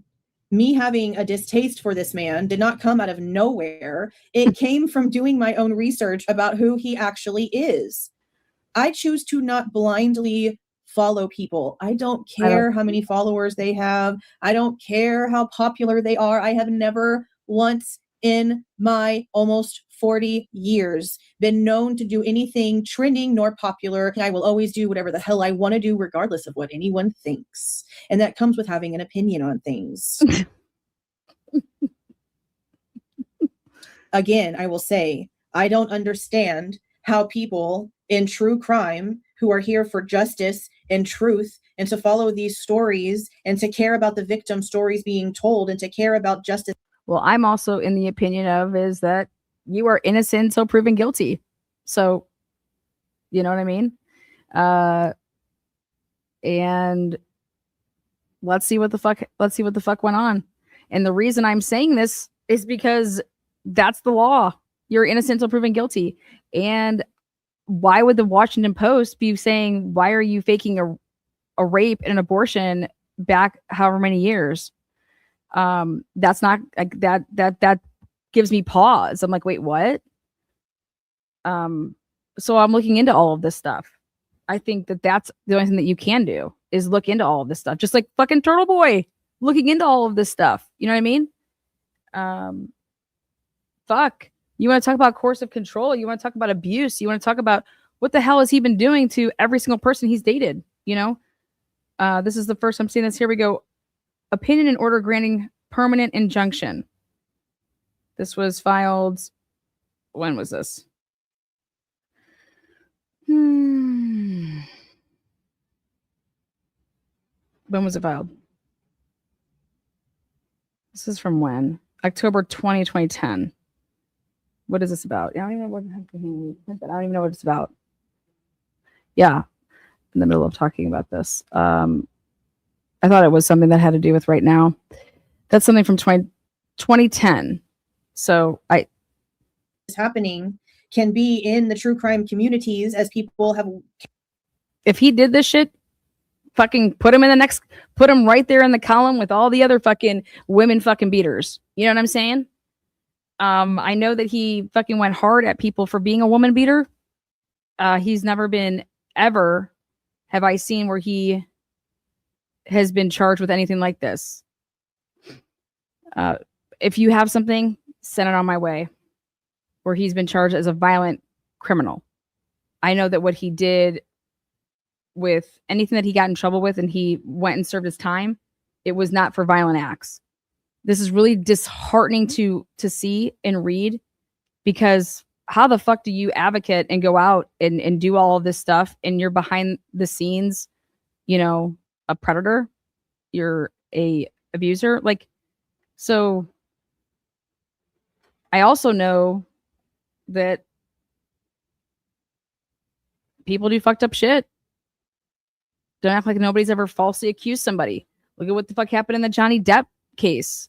All right. So, you know, I'm choosing to go ahead and see what the hell is going on here, because there's some things that are out there that are a little iffy.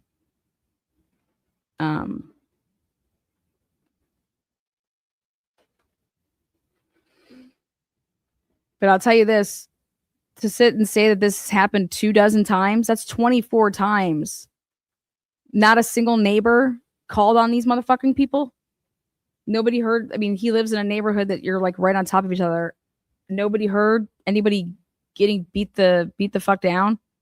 Your neighbor, not like, somebody should go over to Florida and ask these neighbors, hey, have you ever witnessed these two like screaming and yelling at each other? Telling you, you're like, your neighbors know so much shit.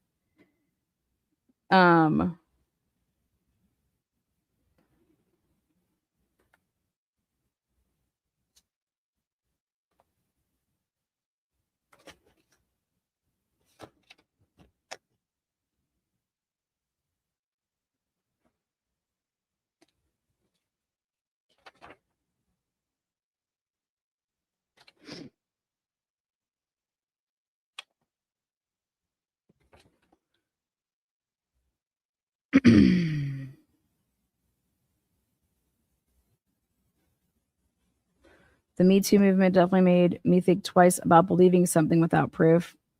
Yeah, I mean, these allegations are very serious allegations. They should be taken serious. and that's what they are right now, is allegations. But I also know that, hey, she went to the hospital, and they have, she had X, Y, and Z, like I read off, and she's gonna have to have surgery.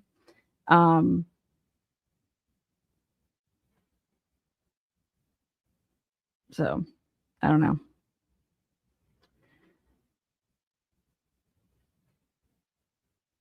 I can tell you this, that JLR was just bouncing around, acting like he hasn't missed a beat,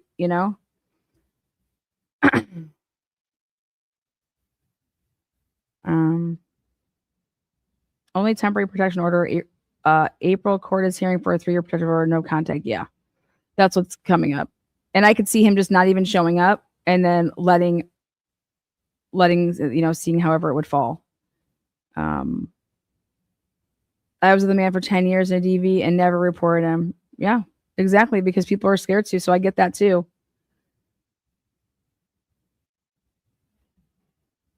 Again, this was just very shocking to see.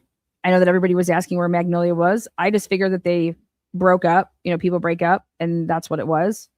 Then we hear and see this, and it's just like, wow,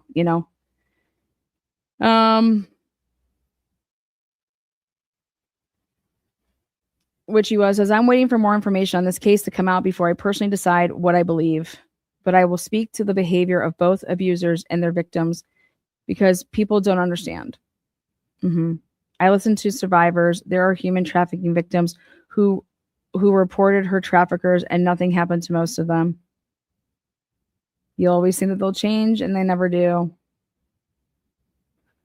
I always thought she was an introvert, but on those shorts, she's not at all. Yeah, I don't know.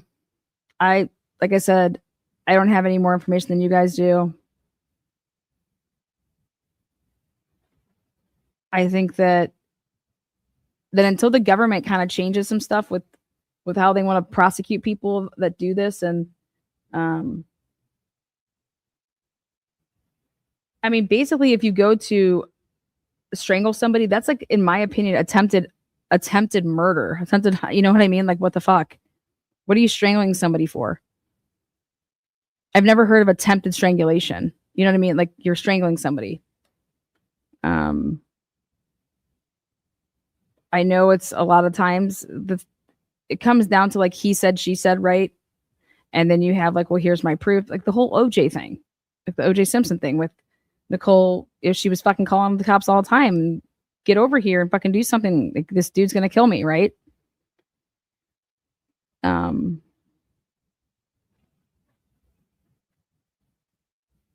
It's like I said, this is just awful. Awful. Strangulation is attempted murder in Kentucky. LOL, I came to YouTube to get away from backstabbing and people nonsense. It's worse on here. Oh, fuck yeah, it's worse on here. I don't know what that is.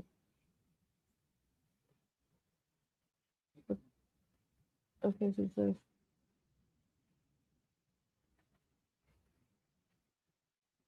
Oh, it's a 21 now. We print it.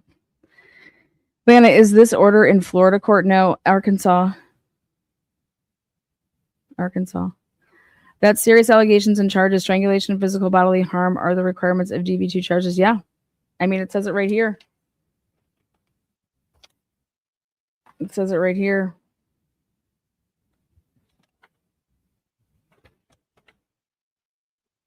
You'll notice in these police reports, they never contacted him. Or if they attempted to contact him, they don't make a note of it. They don't even say that they attempted to contact him.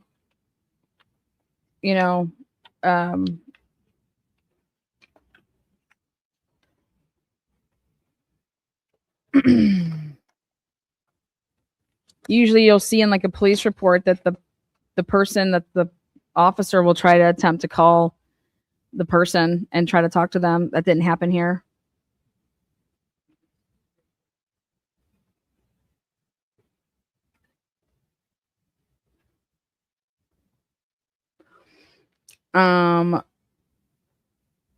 Let's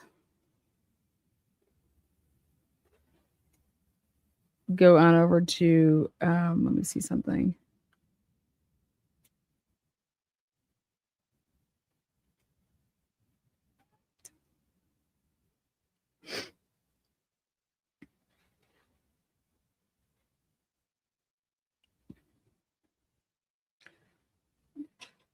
There you go. Hold on one second.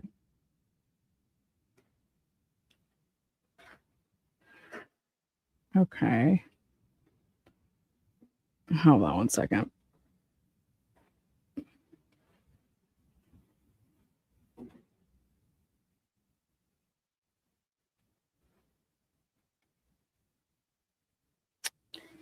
Um,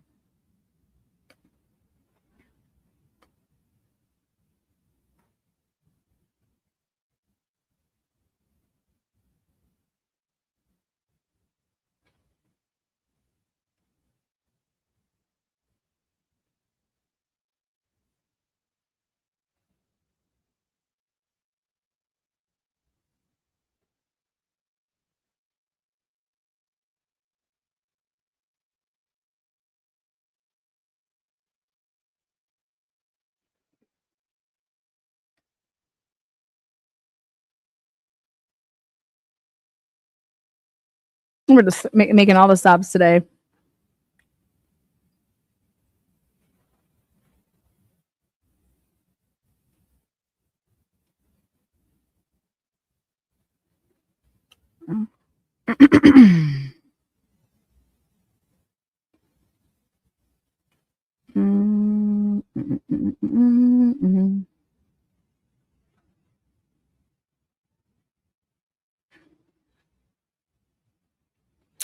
Oh boy. There we go.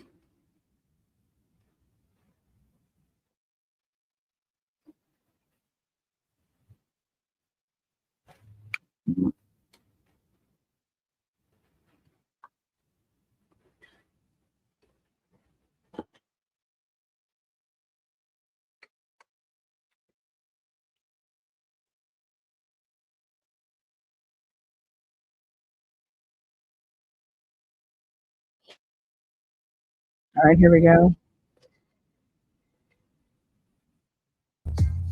Pull up, bitch. I will fuck you up. I will beat your ass. I will fuck you up. Objection. Objection. I will fuck you up. KO. Bang bang. The fuck? No, you can't do that. You're not allowed to do that. I am making up the rules as I go along because I'm the foreman. And I don't know. I think that's newsworthy that who this person is who did that. I don't know. But we'll see. Nothing's happening today. Let's just some good parts. Square miles that we spent the preceding sense of dread, like a fright in me that I have not experienced before. So you're driving around. Do you expect to see him like lying on the street drunk? Yeah. When I've seen him, the only other vehicles on the road are plows. I mean, it makes sense. John doesn't come home. He got drunk people. Maybe start walking home. Maybe he thought that was a good idea. This is 2023. This was filmed. Her with Gutman there. And there will be near whiteout conditions at times. I go back by the bars. I drive around. After about 20 minutes of driving around, I go to get Jen. She gets to Jennifer McCabe's. Terry Roberts shows up, and they decide together, let's go. Oh, shit. John's. You can see this moment captured on one of John's home security cameras. Hold on. Head inside to see if John has come home. This was a delay tactic, by the way. Looking around the house. Hold on one second. I got new documents. This is for Jonathan Lee Rich's case. Hold on. We're going to share the screen. Hector, come on, work it.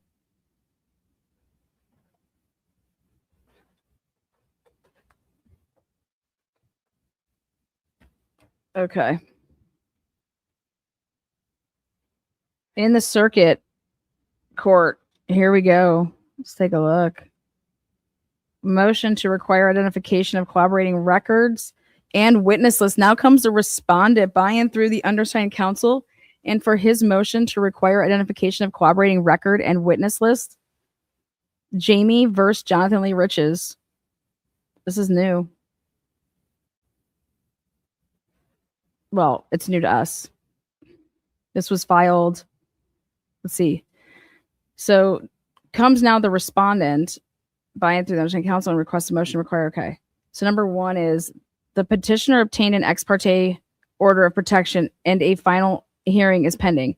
Petitioner's sworn affidavit alleges serious criminal conduct and significant physical injury and references purported felony assault charges pending, along with allegations of strangulation, repeated assaults, and related claims. Respondent intends to proceed to hearing and to test the allegations through cross-examination and by presentation of documentary evidence. However, the allegations described in the affidavit are largely asserted to have occurred outside Arkansas.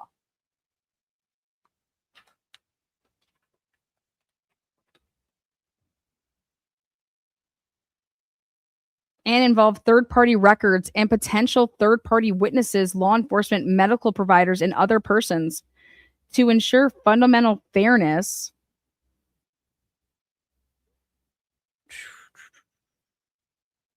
Permanent orderly preparation for the hearing, avoid surprise, and streamline issues for adjudication. Respondent requests that petitioner be required to identify the records and witnesses she contends corroborate the allegations in her affidavit, including any law enforcement reports, charging documents, medical records, photographs, communications, and witnesses.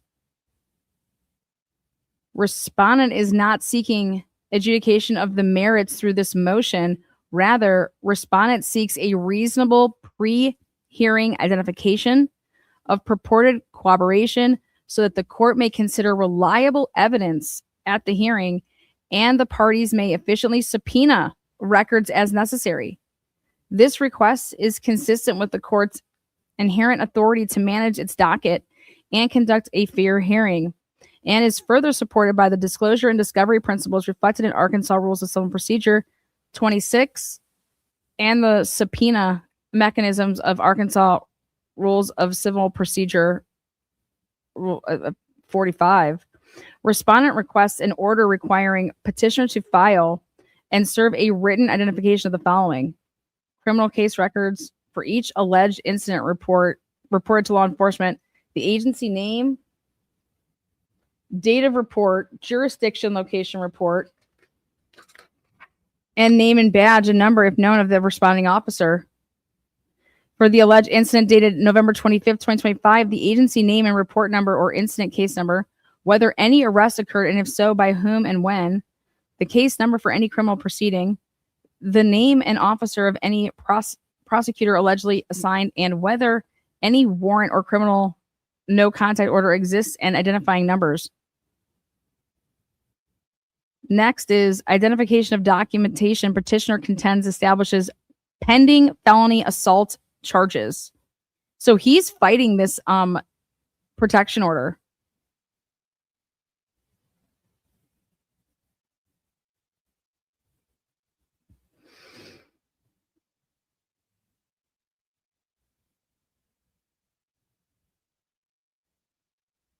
Again, identification of any documentation petitioner contends establishes pending felony assault charges, including any charging information, complaint, indictment, probable cause statement, docket sheet, warrant, or victim witness notice. Medical records, photographs, injury evidence, identification of each medical provider or facility that treated petitioner for injuries allegedly caused by a respondent, including facility/provider, city, state, dates of service. For alleged treatment on or about December 25th, 2025, the facility, all that stuff, the type of imaging performed, and the diagnosis petitioner contends were made. Identification of any photographs, videos, or other media depicting alleged injuries, including the date taken and the person who took them. Communications and or contact evidence. Identification of communications petitioner contends support her allegations of threats, intimidation, harassment, or continued conduct, including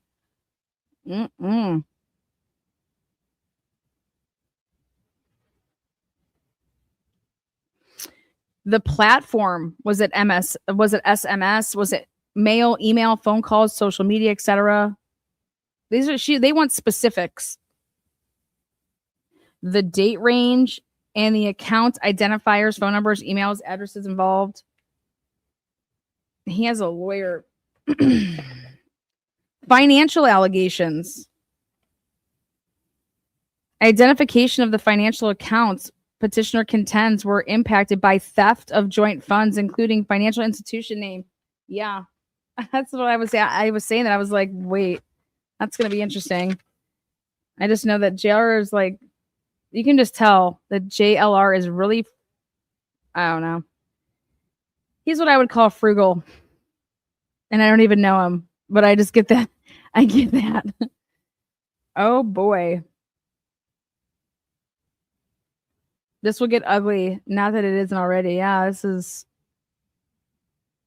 I mean, I'm going to tell you this right now. If somebody fucking said that I did something like this and I didn't, I'd be fucking really pissed.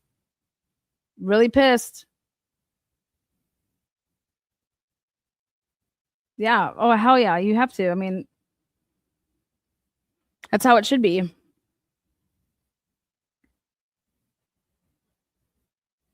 The red shorts scream frugal.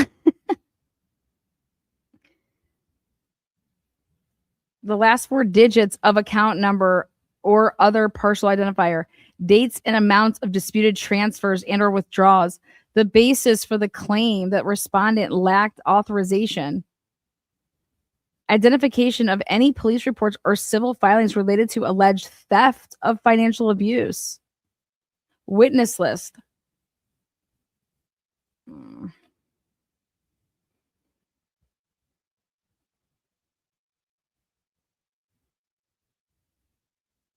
Identification of any witness who has firsthand knowledge of the alleged instances, including whether they are eyewitnesses, first responders, treating providers, or recipients of outcry statements.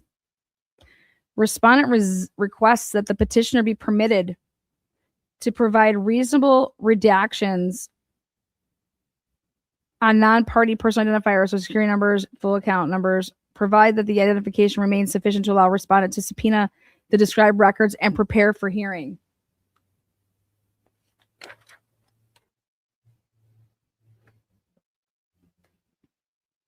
Respondent further requests that if petitioner fails to timely comply, the court consider appropriate remedies, including but not limited to limiting petitioner's ability to reply on unidentified records or witnesses at hearing, or continuing the hearing for the limited purpose of permitting subpoenas to be issued.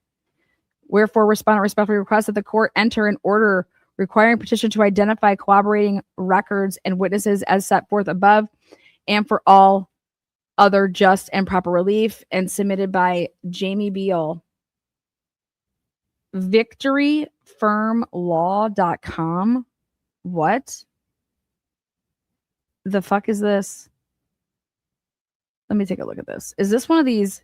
Because it has Jonathan Lee Rich's name like that. Victory Firm Law, Arkansas.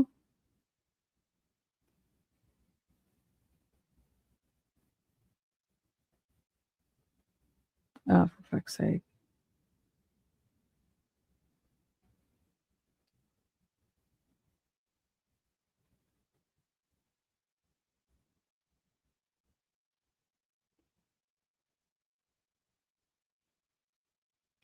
The team at the Victory Firm is incredible. We met and worked with Jamie Beal. He was compassionate, patient, and took the time to answer every question. Oh, for fuck.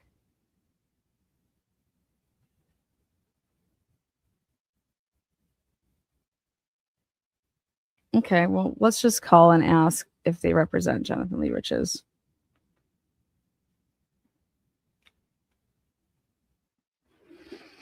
Let me make sure that, let me see what Arkansas is.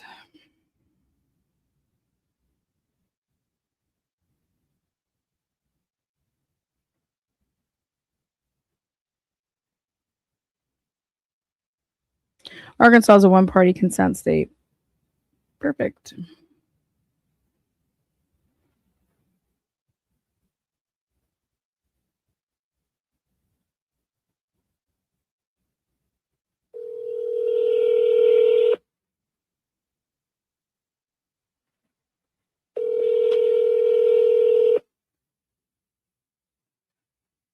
Victory firm.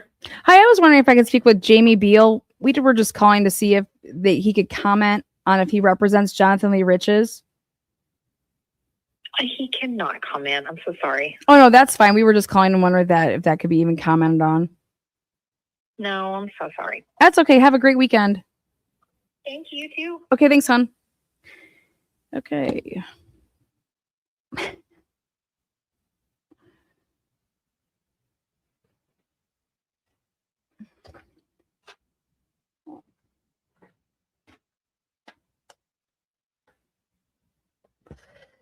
Well,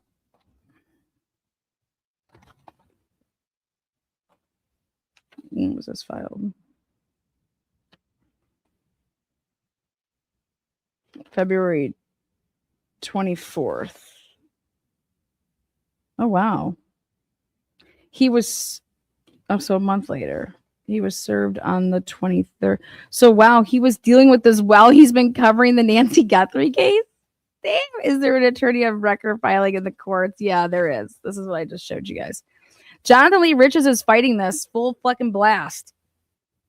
I mean, I'm not going to lie. I know I would. This is your livelihood.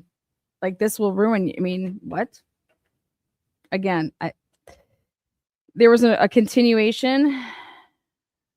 So order for continuation for good cause shown. The court finds and orders as follows. The hearing on petitioner's petition for order of protection shall be continued until the 21st day of April at 9:30 a.m. and shall be held at the Garland County District Court, Room 2.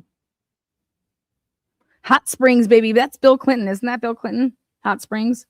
And any ex parte order of protection previously entered in this matter shall remain in full force and effect without modification pending further orders of the court.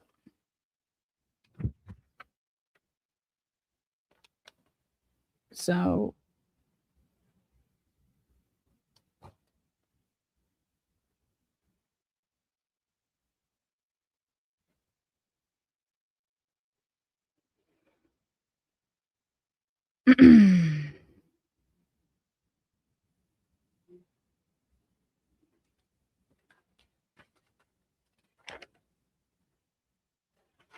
all right.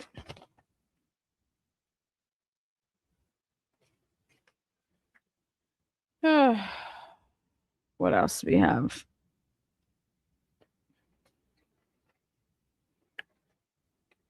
Well, JLR might want to hire someone like a Cyray to do POL, which is pattern of life. This is what you need right here. You need someone to do a pattern of life analysis. Has become a foundational methodology in modern criminal investigations.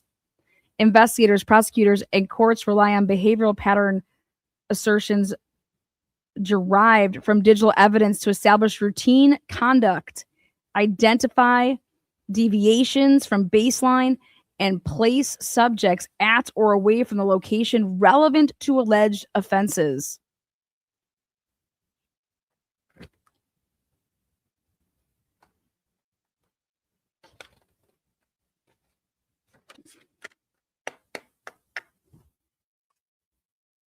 What POL provides, when built on a temporarily sufficient data set, is not merely a map of where someone was. It is the behavioral context that makes location data meaningful.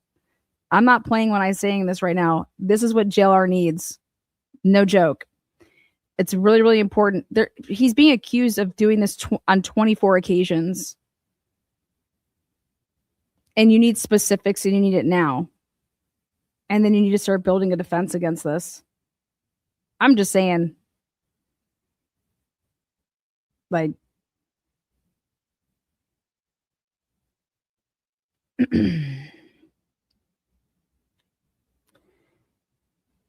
again, it is not merely a map of where someone was. It is the behavioral context that makes location data meaningful. A data point showing a device at a particular location means nothing in isolation. This is what Cyray, just so you guys can see here. March 15th, 2026, Cyray. Okay. This is his working paper submitted for peer review and professional comment. And so I wanted to share this with you guys and think now is the perfect time to do this. A data point showing a device at a particular location means nothing in isolation. It is the established baseline of routine behavior, the pattern against which that data point must be evaluated, that determines whether the location record reflects unremarkable habit, intentional conduct, or meaningful deviation. Remember, this is all about what the Brian Kohlberger case is about. This is why he would be talking about something like this, because you're going to just isolate on November 12th or November 13th to say that this is what the phone did or this is what he did. Well, how do you know that that's not normal? How can you show that this is, that you didn't deviate, or that this is a deviation from what you normally do? And in order to do any of that, you need data. You cannot just get a search warrant for, a 24-hour period, a 48-hour period. You need like anywhere between like 30 to 90 days.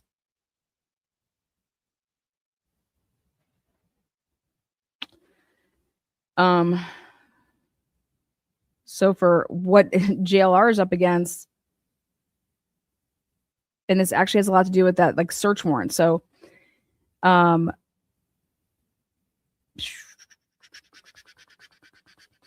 without that behavioral context, digital evidence does not speak. Look at that. Boom. It suggests.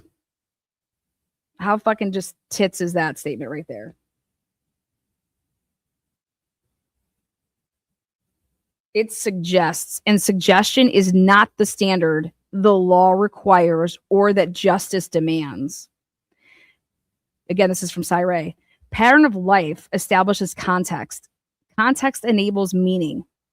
Meaning is what transforms data into evidence. That chain, the data to meaning chain that governs all reliable behavioral analysis, cannot be constructed without temporal sufficiency. Yet no investigative discipline in law enforcement, forensic practice, or the courts has ever formally established a defensible, empirical, grounded standard for the minimum temporal window of data required before a POL, which is the right there, pattern of life. So remember what the Barnharts wanted to testify to talk about Brian Kohlberger's pattern of life. And Dan Taylor's like, what the fuck are you talking about? But I'm going to tell you what the fuck are you talking about. And the reason I'm going to say it is because you're sitting here saying that his phone, first of all, you're missing so much data. Okay, number one. And so then it's unreliable just off the rip. But how far did you even go back? You're not going to be able to say that his phone deviated from anything if you're only talking about, what are you talking about, a week? You have to, it's a significant amount of time. And so I was like, when I saw this, I was like, oh, hell yeah, this is what we've been talking about. So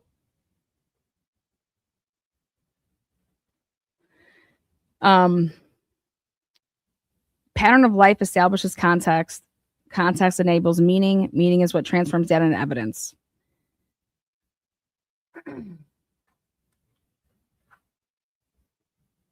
This paper establishes that standard. Drawing on 11 independent peer-reviewed studies published in Science, Nature, Human Behavior, the Journal of the Royal, this is just naming everything, and 6 additional journals, spanning data sets from 50,000 to 100,000 participants conducted across multiple continents and methodologies over 2 decades. This paper proposes 4 empirically grounded temporal thresholds for behavioral pattern evidence, BPE, collection in criminal investigations. It demonstrates that the prevailing 30-day standard applied by American courts is insufficient under peer-reviewed scientific criteria to support reliable behavioral analysis. It establishes both a constitutional and a scientific obligation to collect broader data sets. It provides model search warrant affidavit language embedded in the empirical foundation directly into the sworn record. And it presents affirmative arguments for why temporarily sufficient POL data collection serves the interest of both the prosecution and the defense. And it's absolutely 1000% correct. This paper identifies meaningful gaps between existing investigative practice and the published science and invites empirical challenge, judicial response, and practitioner commentary. Like, let's have the conversation. Introduction. The problem no one has solved. Pattern of life analysis is not new. The United States military has relied on it for decades to authorize lethal force. Federal law enforcement has used it in investigations at every level of complexity. State and local investigators apply it daily, often without identifying it by name. Whenever they map a subject's movements, document behavioral routines, or identify deviation from established conduct. Courts have accepted POL analysis as a basis for warrants, surveillance, expert testimony, and conviction. None of them have ever asked, and none have ever been required to answer, the foundational question that governs whether any of that analysis is valid. How much data must be observed before a behavioral pattern claim is scientifically defensible? The answer has not been absent from the literature. 11 independent peer-reviewed studies across multiple disciplines have examined precisely this question, converging on consistent, quantified findings about the minimum temporal observation windows required before human behavioral patterns become empirically distinguishable from coincidence. Keyword.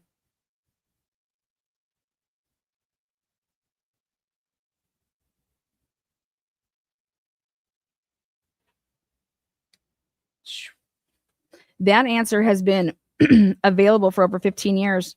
It has never been translated into an investigative standard, though, incorporated into a search warrant affidavit, and it needs to be, or presented to a reviewing court as the basis for evaluating a temporal scope request. This paper closes that gap.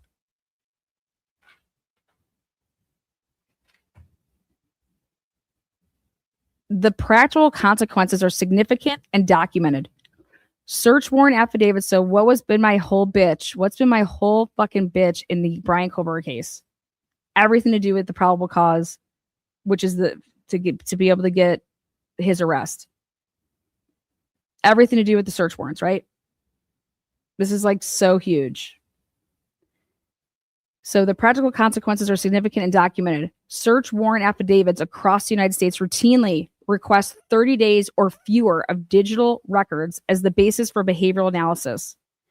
Judges who restrict temporal windows below scientifically defensible levels on privacy grounds, fishing expedition.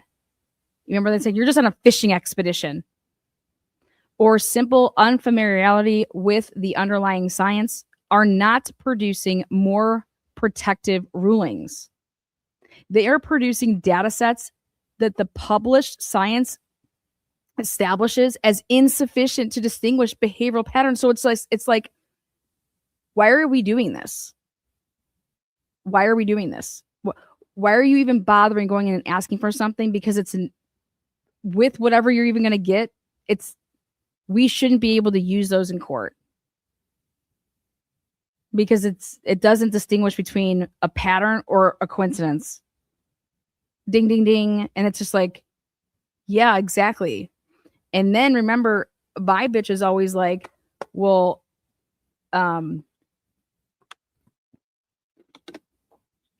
preservation is key. You can always, if you preserve something, right, then go ahead and deal with it later than what you can like use and what you can't use. I was like stoked to like tell you guys about this. You know what they were saying with like the Karen Reed stuff about the insufficient, or like, hey, this is a fishing expedition. Like, I don't want to hear that shit anymore. What are you talking about, a fishing expedition? No, if we're going to be using phones the way that y'all want to use phones, it's not a fishing expedition. Sorry. I think that it shouldn't just be that we're looking because you're going to be able to say, has Brian Albert or Brian Higgins ever had a communication in the middle of the night at 2 a.m.? At 1 a.m.? You get what I'm saying? Like that would show you like that's never happened before. But you can't make that claim unless you can get that information. So like this is huge. They are producing data sets that the published science establishes as insufficient. So it's like, why the fuck are we even going and getting it? Because you can't determine if you're going to have these experts getting up on the stand, and every time that you cross-examine the expert, if you ask the right question, we'd have to give the answer of, yeah, it could be a coincidence, because you can't establish the pattern, correct? Because you only have, 30 days, or you only have a week, or yeah, exactly. From those data sets, no scientifically supportable conclusion, inculpatory or exculpatory, can be drawn. So you're basically fucking both sides here. And that's what Cyra is saying, is that this is both for the defense and the prosecution. Because the prosecution should have to show this pattern, and the defense should be able to use it to show that they can't. And that, is it then a coincidence? But without it, you can't do either one. So why the fuck are we even going and getting it?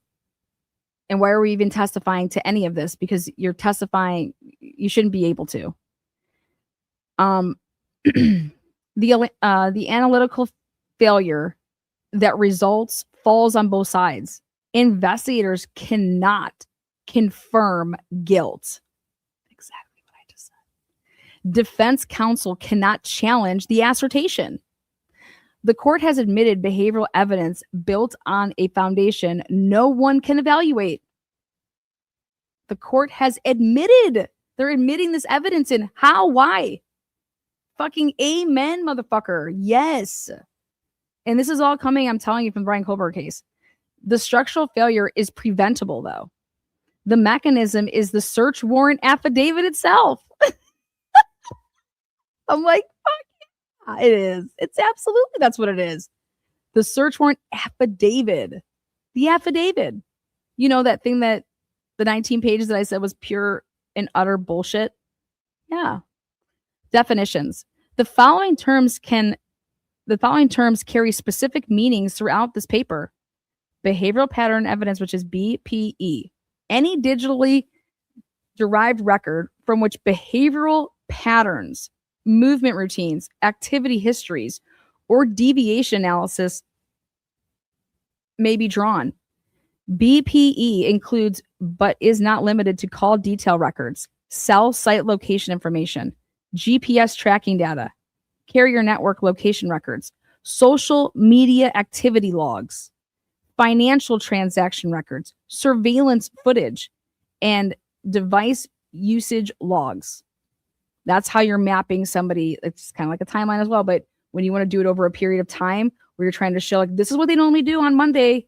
Hey, Monday through Friday, that this is huge in the Holly Bobo case. Absolutely huge in the Holly Bobo case. If anybody wanted to like fucking really get into that case with me, it would show that the Bobo family completely deviated from any fucking norms. Monday, Tuesday, Wednesday of what happened on the Wednesday. Anyways, BPE is defined not by the technology that generates it, but by what it reveals. Patterns of human behavior from which investigative, forensic, or legal conclusions are drawn. Now, pattern of life, POL. An analytical methodology that reconstructs a subject's behavioral baseline. So we're baselining people. Their habitual movements, routines, temporal patterns, and the anchors from temporarily sufficient BPE for the purpose of establishing the behavioral context that makes individual data points meaningful. The pattern of life does not assert location. Very, very important. It establishes the behavioral framework within which location data earns interpretive weight. You understand? You're going to be able to apply weight to this. Just like a phone, we can't tell where this person was, but we can tell you where their phone was, right? We can tell you where their computer was. And we can show you that, the 3 months leading up to the murder, they were never there, where their phone was 99% of the time, that's where they were.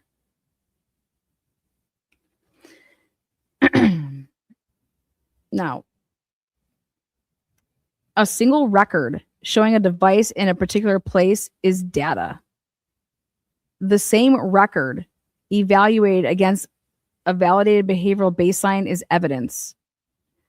Because the baseline determines whether the record reflects unremarkable routine, meaningful deviation, or something in between. Like, what is it telling you? POL analysis is the mechanism by which data becomes context, context becomes behavior, and behavior becomes meaning.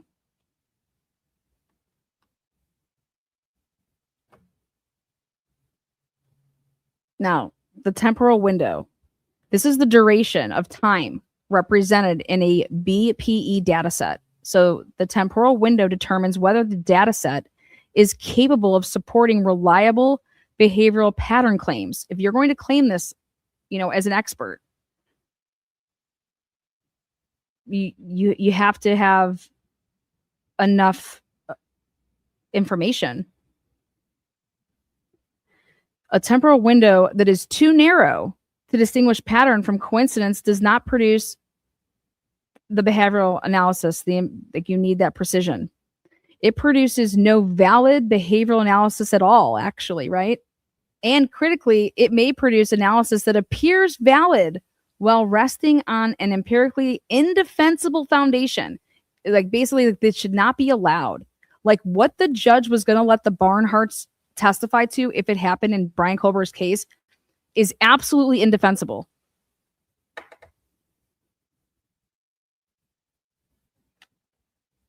And it was unreliable. But if he admitted that evidence, that's ridiculous. You cannot fucking make patterns of behavior of someone's life with fucking missing shit all over the place. That's insanity. And anybody that would allow that is absolutely a fucking piece of shit.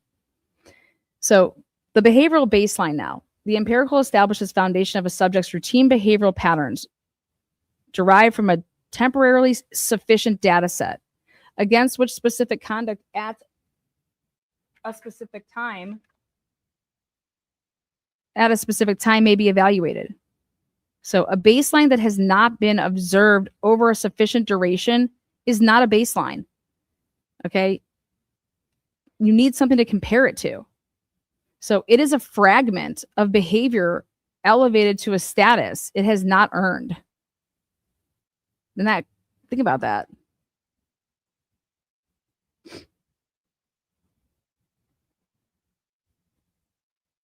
Yes. Did anyone find his excess? I think he's innocent. Zechariah. Now, deviation.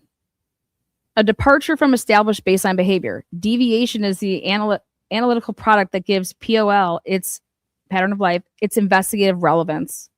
If something deviates. Identifying that something about a subject's behavior at a particular time differed meaningfully from their established pattern. Deviation cannot be identified unless the baseline from which it departs has been established. And you need the information. And the information is you need the data. And we cannot just go off of a week to determine somebody's POL. Are you fucking kidding me? You can't just go off of a month. Okay, because you want to at least, if you have 2 months, then you know like what the person's normally doing like at the beginning of the month, or what their spending habits may be because they get paid on certain week, that type of shit. But this is fucking so brilliantly written because it clicks on all cylinders for me. This is what I've been screaming. Without a sufficient temporal window, no baseline exists, motherfuckers, and no deviation can be identified, measured, or reliably reported to the courts, So any expert that's going to get up there and try to tell you something like this, you should look at them as an absolute fool. Now, the scientific foundation is 11 independent studies. So the threshold question is human behavior pattern and measurable? So can you even do it? So before any temporal standard can be established, a foundational empirical question must be answered. Is human behavior regular enough to measure? If human mobility is fundamentally random, no duration of observation can rescue POL analysis. So, but the question has been answered. And what he does is he gives these, see, it says that's 1, 2, 3, 4, 5, 6, 7, 8, 9, 10. Now, the only reason I'm going to skip that is for the purpose of being quick about it.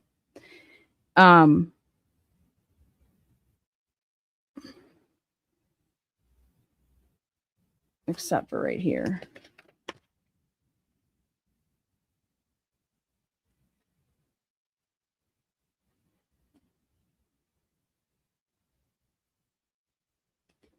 Okay. 3.6. The deviation problem. This matters more than any other finding in this paper because deviation is what investigations are actually trying to identify. POL analysis is not primarily useful for confirming that someone went to work and came home again. That is the routine the short window captures completely. POL analysis is useful because it establishes the baseline from which departures can be identified. The secondary location visited once a month, the irregular communication pattern preceding an event, the temporal shift in behavior that distinguishes a target date from every other day in the subject's record. Deviation from baseline is the investigative signal. It is what connects a subject's behavioral patterns to the alleged conduct, right? It is frequently the difference between a pattern consistent with inconsistence, with a pattern with consistence with innocence and a pattern consistent with guilt. So in a courtroom, when somebody's showing, hey, this person always does this, and then, oh, on this night, guess what? They shut their phone off. Oh my God, that motherfucker, how could he ever do that? He's guilty. And you're just like, wait, what? Dude, you know how many people have come out and said that? In this Brian Kohlberger case? Lana, he shut his phone off during the time of the crime. And I said, well, first of all, there's two things for me. That's the time that the state's saying that the crime happened. Number one. Okay. And then number two, well, first of all, we don't know if he shut his phone off. We have to figure that out. But then what does he normally do? Has he ever done that before? Okay. But here, everybody just wants to fucking come out and go absolutely crazy about it, right? And it's like, well, let's give you a reason to go crazy about it. Let's make it make sense. And so it's like, hey, we can go crazy about it when we can show that that was a huge deviation from his normal, like what he normally does. Then that's what gets reliability. That's where it becomes weighted. Okay, you can give weight to it. And these people that fucking want to go out there and cover, true crime cases, you can just tell the people that are just there to like, hey, I'm going to cover a story for 5 minutes and just butcher it. And as soon as you're arrested, you're fucking guilty. And I'm going to inflame evidence that you have no business inflaming because you don't even know what the fuck it means. The courts don't even know what it means. The lawyers don't even know what it means. So, short observation windows do not merely fail to capture deviation. They actively suppress it. Think about that. A window too narrow to observe the full range of a subject's behavioral diversity will produce a baseline that reflects only the subject's most frequent conduct. And when the subject's actual deviation from that conduct is not present in that window, the baseline appears clean. The deviation existed. The window simply didn't reach it. And vice versa. Barbosa's finding means that the 30-day standard produces not just incomplete analysis, but systematically biased analysis. Biased towards confirming whether pattern is more frequent in the 30 days observed and systematically excluding the behavioral exceptions that would contextualize, qualify, or contradict that pattern. An analysis working from a 30-day window will find patterns. Those patterns will appear to describe the subject's behavior. And any deviation that occurred outside those 30 days, including the deviation most relevant to the investigation, will be invincible, unidentified, and absent from any report or testimony derived from the data set, because it's outside the scope. It's not facts, not in evidence. We're fucked. Listening to that body cam last night again with the Idaho 4 case,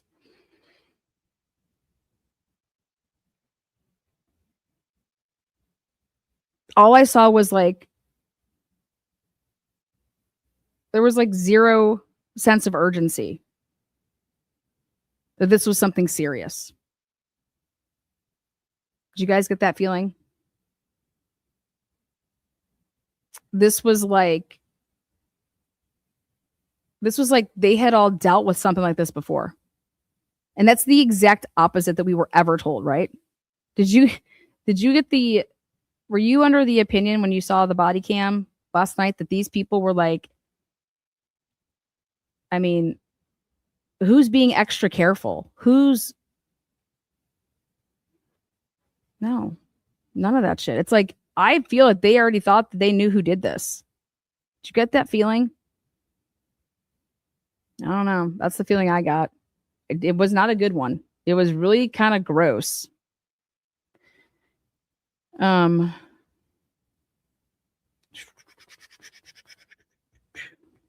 The investigative consequence of this finding cannot be overstated.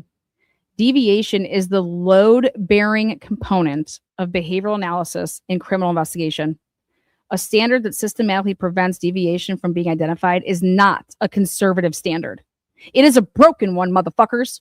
Exactly. So when these fucking little, when you want to talk about the search warrants nowadays, and you think like, why are you going and getting so much data? Like, how can you go and get historical records and blah, blah, blah, blah, blah, blah. And it's like, you know what? No, we need to start looking at that differently. Okay. Like way differently. Especially when everything's going to be circumstantial. You are trying to circumstantially place me there. Another word for circumstantial is, I'm sorry, it could be coincidence. Under these circumstances, then. But hey, if I'm normally in this area and I always go to this area because I go shopping on, Thursday nights and something happened and you could see like, oh my God, well, she usually goes and, so she's over in that area. What the fuck ever the case may be. But with these cases, with using people's phones and stuff like that, dude, you cannot ring me up on circumstantial shit. Just when, like, I need data to be able to defend myself from that. And you should have to provide a hell of a lot of data to show that this is deviating from what I normally do. To showing that, oh my God, on this one Thursday, she didn't do this. Well, how many Thursdays do we have here? 3. Fuck? Are you kidding me?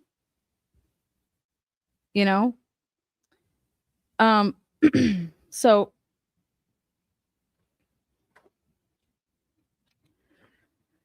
below 14 days of observation, no behavioral pattern claim is scientifically supported under any condition. Short observation windows do not merely produce less precision analysis, they produce analysis that appears reliable while resting on a systematically incomplete picture. One that captures routine while making deviation the most investigatively significant behavioral signal invincible. You cannot determine shit. The prevailing 30-day standard used in American search warrant practice sits between the absolute floor and the recommended bare minimum. It is better than nothing. It is not the standard the science establishes, though. Hey, it's better than nothing. Here, we're giving you 30 days.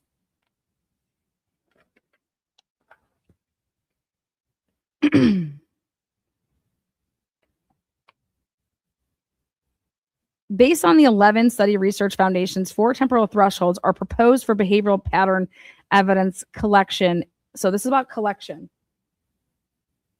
because you need to get it in the beginning. These thresholds are minimum standards, not targets. They are rooted in the empirical research surveyed above and subject to upward revision based on the complexity of the subject's behavioral environment. So tier 1 is the absolute minimum is 14 days. No assertion of pattern of life can be made from fewer than 14 days of corroborated behavioral data across multiple systems. This is a hard floor, not a recommendation. Below 14 days, it's horrible, okay? The analytical problem at tier 1, investigators and analysts working within a 14-day data set will encounter a specific and dangerous failure mode. The analysis will appear valid. It seems like it's valid. 14 days of data fills 14 days of records. Patterns will emerge. Maps will populate. Reports will read as though a baseline exists. It does not. Not in the scientifically defensible sense the term requires. What the 14-day data set captures is the subject's most frequent behavior during those 14 days. It has no capacity to reveal the full range of the subject's behavioral diversity, to identify behaviors that reoccur on longer cycles, or to detect meaningful deviation from a pattern that has not yet been established. More critically, deviation, the behavioral signal most likely to have investigative relevance, is structurally invisible. It's bye-bye. Now, 30 days.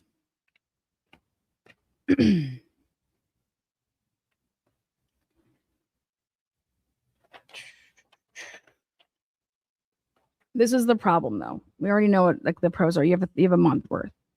The 30-day data set produces substantially the same failure mode as tier 1, but with less visible warning signs. 30 days is sufficient to observe weekday, weekend variation, a reoccurring weekly routine, and the subject's most frequent locations. Now, where I think this is going to be fucking amazing, and we're going to see it for the first time ever in a courtroom, when someone's going to literally blow it out of the water, is in the Shanna Gardner case. If they didn't go, because what they're trying to do is to establish this pattern with everybody in this case for like 2 weeks. 2 weeks. It's like, wait, what? Yeah, 2 weeks. They better go over a period of way more than that. And the defense should have a pretty decent time, I know have a decent time proving that Henry was not, he was working during the day. But back to this.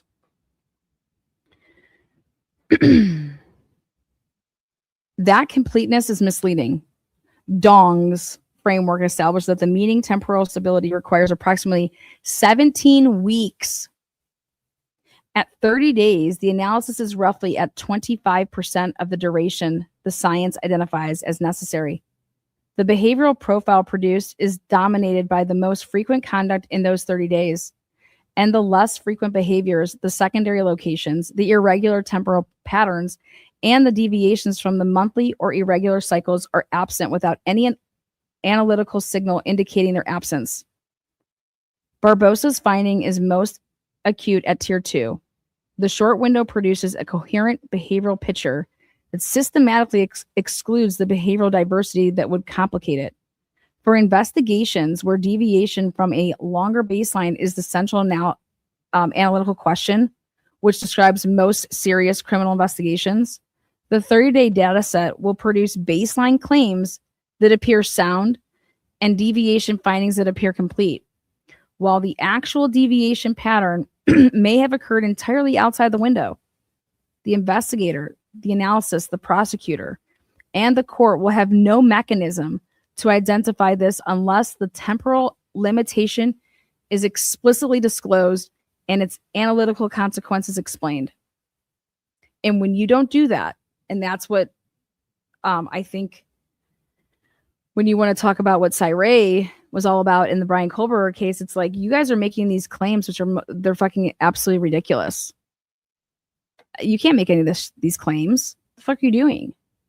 You don't have the data. And then we can't defend whatever the fuck it is that you're saying because you didn't preserve the data. But yet we believe that you had it.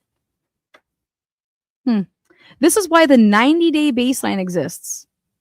The progression from tier 1 to tier 2 does not solve the deviation problem. It reduces the severity of the distortion while leaving the core failure mode, the invisible of behavioral significant deviation structurally intact.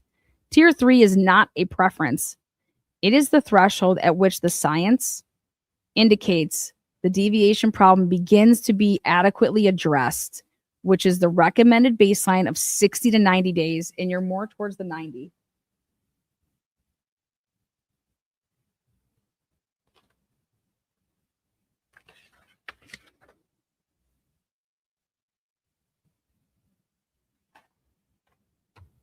Cyree told me that how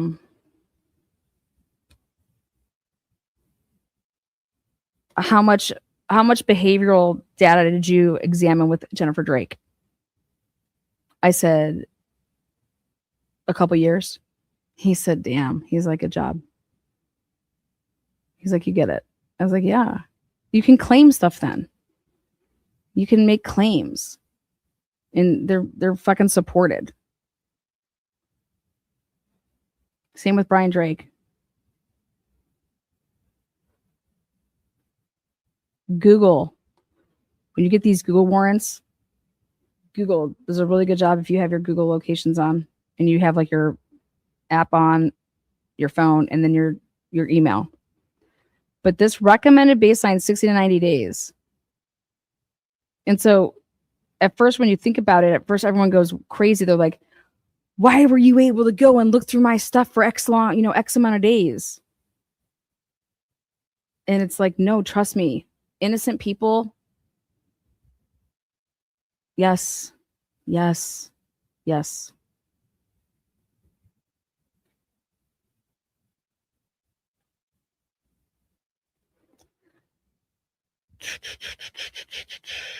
And if they don't do it, then it should not even be, it should be tossed.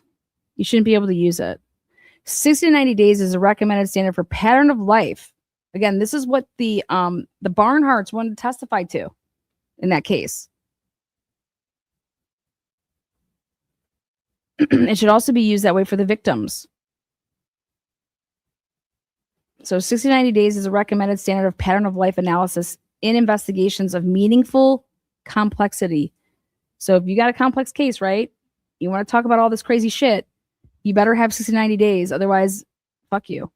This window captures approximately 2 to 3 full monthly cycles.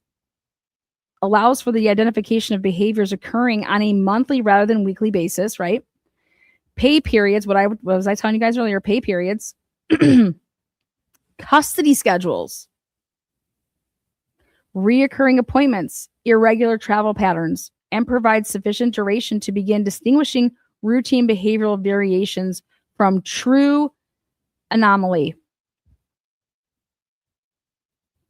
DONG's statistical framework confirms that behavioral pattern stability is meaningfully higher at 60 to 90 days than at 30, and that gap between apparent reliability and the actual reliability narrows substantially with this range. At 60 to 90 days, the behavioral baseline begins to reflect the subject's actual activity space rather than a truncated version of it. Deviation from that baseline becomes identifiable because the window is wide enough to establish what the subject ordinarily does across sufficient cycles to allow departures to surface. You got to be patient. You got to see what it is. For any investigation where behavioral deviation is a component of the evidentiary theory, and in serious violent crime investigation, it almost always is, Tier 3 is the minimum window at which the analysis can be conducted with scientific integrity. Fuck yes, I love that word. And nobody should have a problem with this. Not the prosecution, not the defense, because at the end of the day, what do all of us want? To be able to live peacefully, right? In America, right? And to be able to know that when we're prosecuting somebody, that they have the information to do it effectively, right? And that the defense has the ability to have the same information to be able to defend against it properly, right?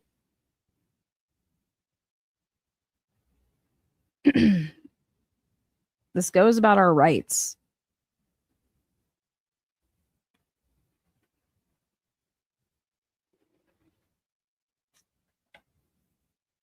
This is the author's established operational standard, derived from field experience across complex violent crime investigations and consistent with the convergent findings of the 11 studies reviewed above.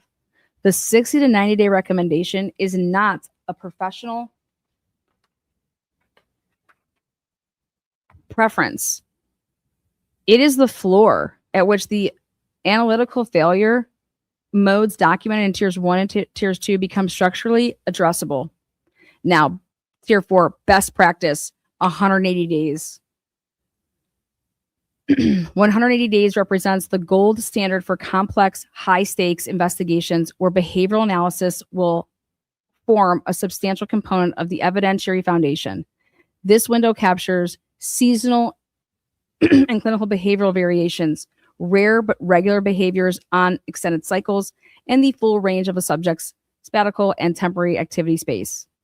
Jarvis' 12-month CDR study documented significant seasonal variation in mobile patterns that no shorter window can capture. So it was breaking it all down. Tier 4 is the standard the science supports. See that? The difference between a subject's routine conduct and their conduct on a particular date of interest can be assessed against a baseline robust enough to carry the weight of the comparison in court, preventing the plea. For any behavioral claim that will be offered under oath as expert testimony, Tier 4 is the standard the science supports. Now, the boilerplate problem. I fucking love this. The following language appears in the overwhelming majority of American search warrant affidavits requesting digital behavioral records. Your affiant requests 90 days of call detail records and cell site location information for the target device.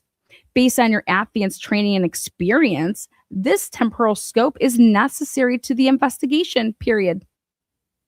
One sentence of request, one sentence of justification, no empirical basis, no citation, no explanation of why 90 days rather than 30 or 180, no identification of what the data will be used to establish, no acknowledgement that the analysis may produce exculpatory results, no articulation of what cannot be determined if the window is restricted. Yes, Irate. This is the boilerplate problem, and this needs to go. Yes, yes. This is fucking amazing. It's so true, right? These piece of shit warrants.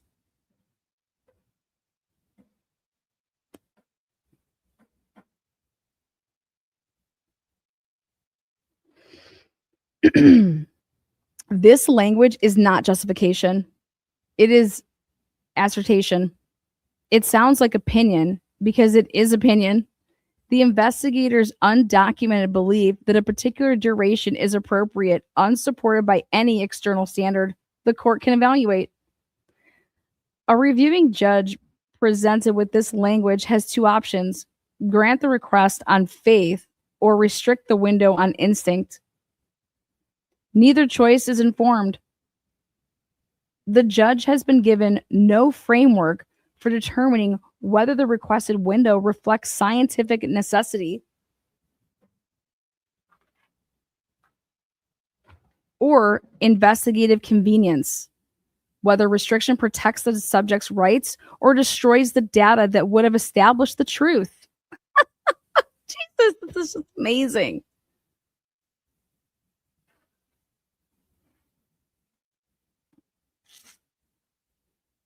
Carpenter versus United States. Oh, guess who tried to use that?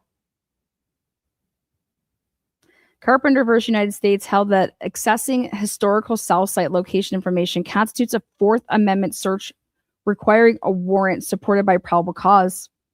That holding was necessary and overdue, but Carpenter addressed whether a warrant is required, not what the warrant must contain. It provided no framework for evaluating the temporal scope of the request. The warrant requirement without a temporal standard is a procedural lock without a key. The mechanism exists, but no one has been given the means to operate it. Appellate courts are beginning to fill that void in People v. Carson out of Michigan. The court demanded temporal and categorical specificity in digital search warrants, holding that a warrant authorizing search of a cell phone must be particular, right? Not just to the device, but to the time period and the categories of data sought. The era of give us everything and we'll sort it out later is ending. The era of tell us why you need the specific window has arrived.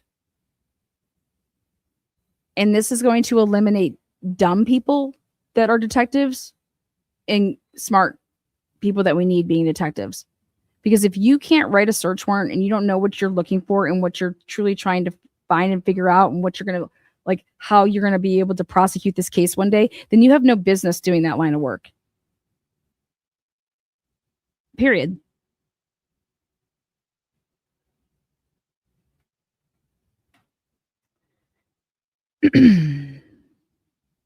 Appellate courts, or I'm sorry, investigators who cannot answer that question with something more substantial than training and experience are losing warrants they should have obtained.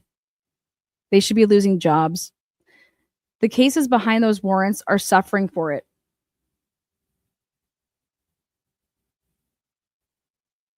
The constitutional argument why temporal sufficiency is a Brady obligation. The argument for temporarily sufficient BPE collection is not merely scientific. It is constitutional, and it applies with equal force to the prosecution and the defense. 6.1, behavioral pattern evidence is substantial evidence. The chain from data to meaning, data to pattern of life, to behavioral to meaning cannot be constructed without temporal sufficiency. That dependency makes the temporal window a constitutional concern, not merely a methodological one. If a subject's behavioral patterns are consistent with the alleged offense, that consistency is inculpatory evidence. If the subject's behavioral patterns are consistent with lawful routine activity, that consistency is exculpatory evidence.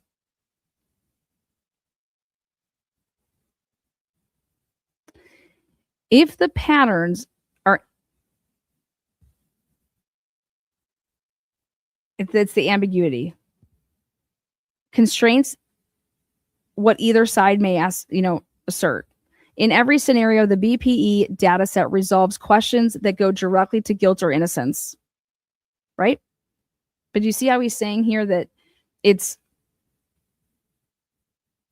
he wants it to be considered that if you can show that you have all lawful acts during this big time period, right? Like that should be exculpatory for you.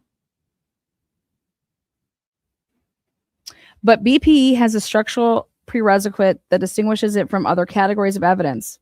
It requires temporal context to be scientifically interpretable. A fingerprint can be analyzed from a single impression. A DNA sample can be evaluated from a single collection. A behavioral pattern cannot be identified, measured, or evaluated from a single day, a single week, or as Section 3 establishes, fewer than 14 days under even the most constrained conditions. So there should be none of this. Why are you going and getting, what's a 24-hour period of window of time?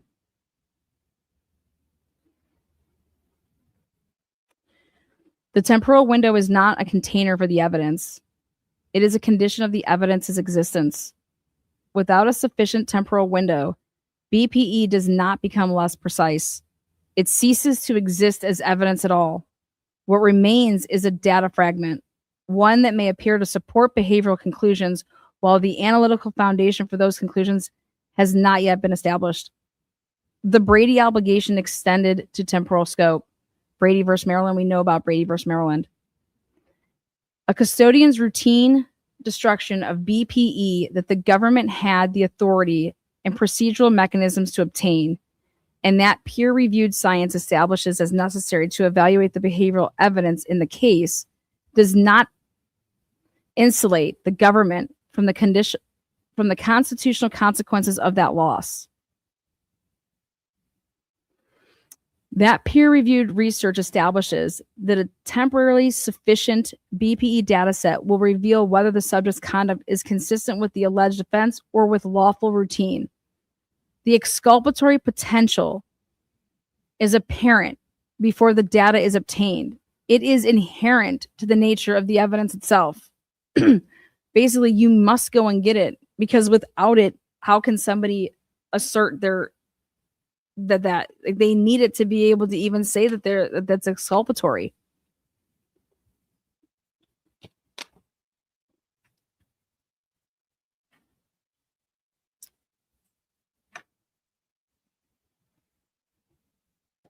Then you have the Trombetta-Youngblood framework.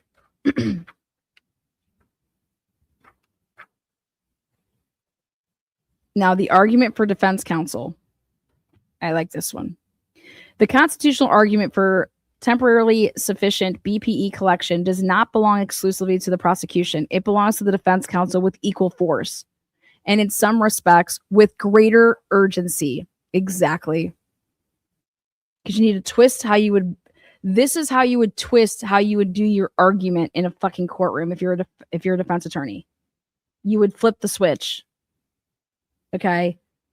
These burdens that are placed upon the prosecution, these defense attorneys need to start really fucking placing it there and really showing where it lies and why it lies there, and that it's nowhere near coming close to that obligation.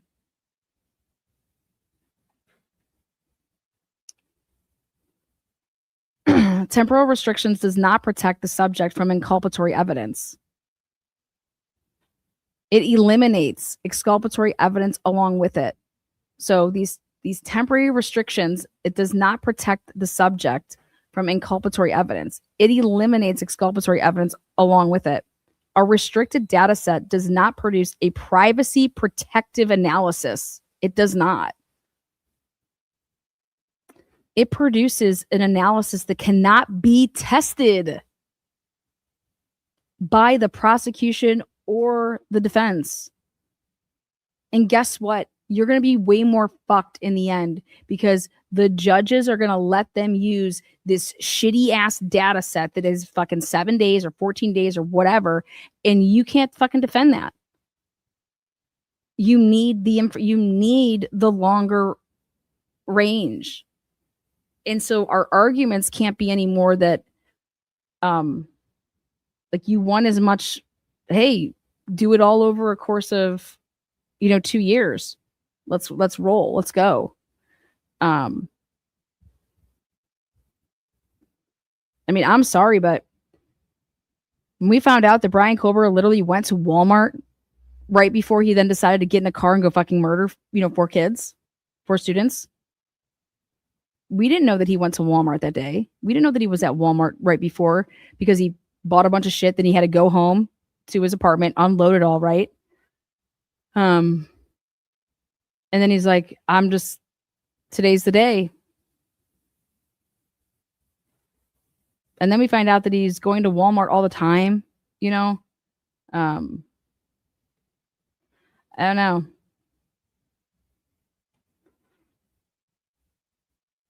Section 3.6 establishes that short observation windows systematically suppress deviation, right? The behavioral signal most likely to exculpate a subject whose conduct at the relevant time differs from what the prosecution's short window baseline describes. Defense counsel who does not affirmatively seek temporarily sufficient BPE in cases where behavioral pattern evidence will be offered against the defendant is foregoing the primary tool available for challenging that evidence. The full behavioral data set against which the prosecution restricted window can be evaluated.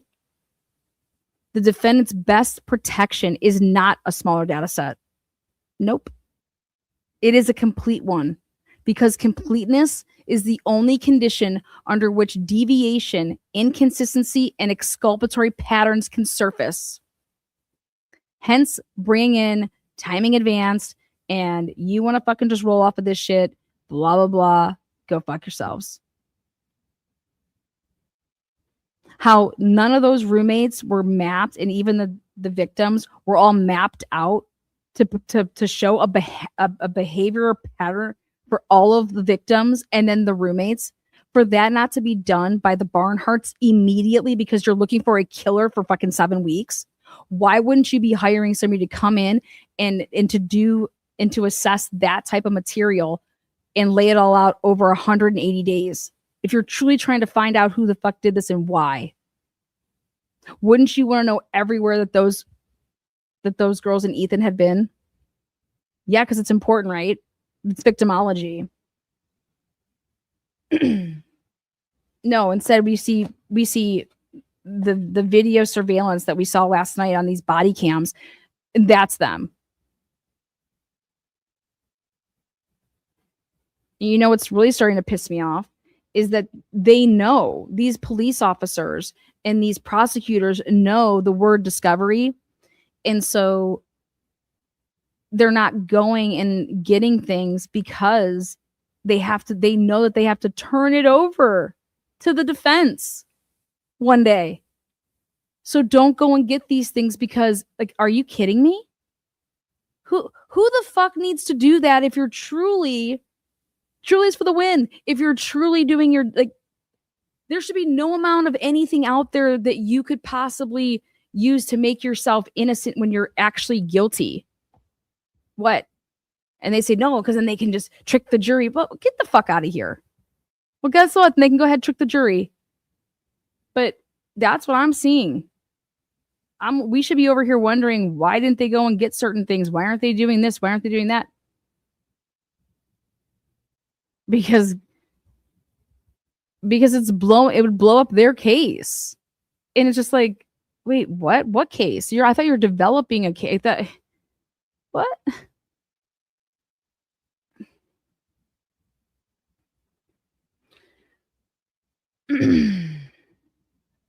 It's just a fucked up mindset, you know?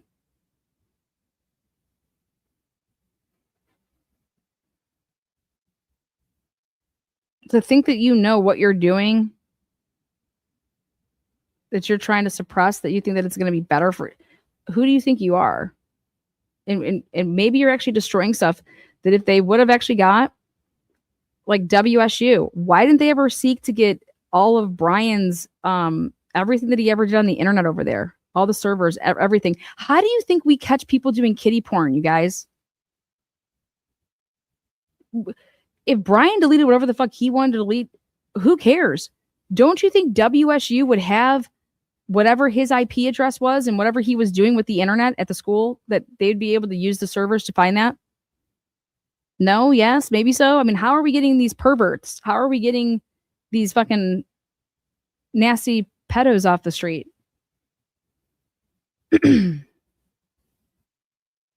How was that not one of the first things that investigators sought, including the FBI, with Brian? And it's like, well, maybe they did, but the FBI has those forms or that material. And but I'm going to tell you this. I looked through all of the stuff that Ann Taylor was going to present as a defense with her exhibits, and I didn't see anything going to be talking about Brian's Googling and anything like that. His internet usage and what it was revealing.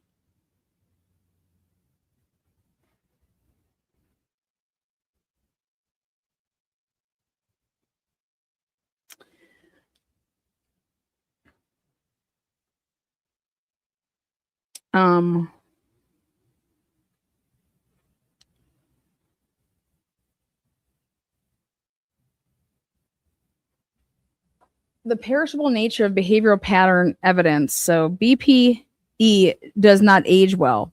The most investigatively valuable records, precision, granular data, capable of distinguishing presence from transit and routine from deviation, frequently carry the shortest retention windows. Once those windows expire, the data is permanently destroyed. There is no reconstruction, no alternative source, no comparable substitute. None. So the standard retention periods for common P or BP categories call detail, your CDR is 12 to 24 months, varies by carrier. Cell site location information, 12 to 24 months. Precision GPS records, 30 to 90 days. IP session records. Many providers purge at 30, but 30 to 90 days. Surveillance video, 30 to 90 days, often overwritten after that. Financial transaction records, 5 to 7 years. And social media activity logs, there's tons of variables up there. Cases that linger in the preliminary investigative phase, a common reality in complex violent crime investigations, risk exhausting the retention window before any warrant is sought. An investigation that obtains a 30-day data set today and later determines that 90 days was required has no recourse. The additional 60 days of data was destroyed on a schedule that did not wait for the investigation to catch up. Under Trombetta, the duty exists. So again, Ann Taylor arguing the fact that there would be a duty for, in the Idaho 4 case, that if stuff wasn't preserved, the same thing as I don't understand why they weren't arguing in the Karen Reed case. So much duty existed to preserve a hell of a lot of shit that they did not preserve in the Karen Reed case. And for example, like a geofence warrant and just circling around that house, like what devices were there and left and came and went all within that area? Where the fuck is that at?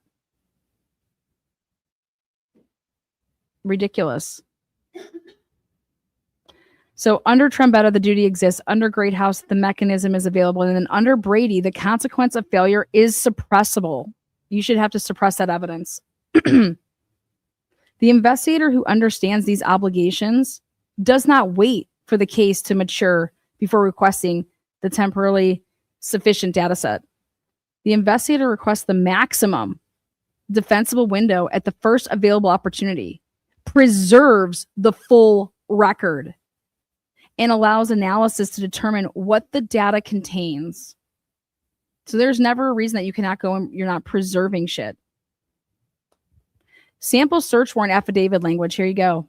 The following is model affidavit language for requesting a temporarily sufficient BPE data set.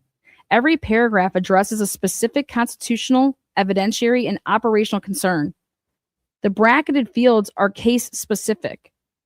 The research citations are fixed. So the section heading request for behavioral pattern evidence affidavit.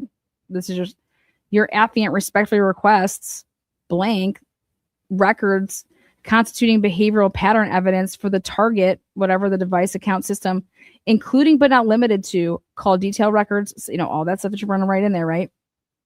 For a period of 90, 120, or 180 day preceding the date of the alleged offense through the present date.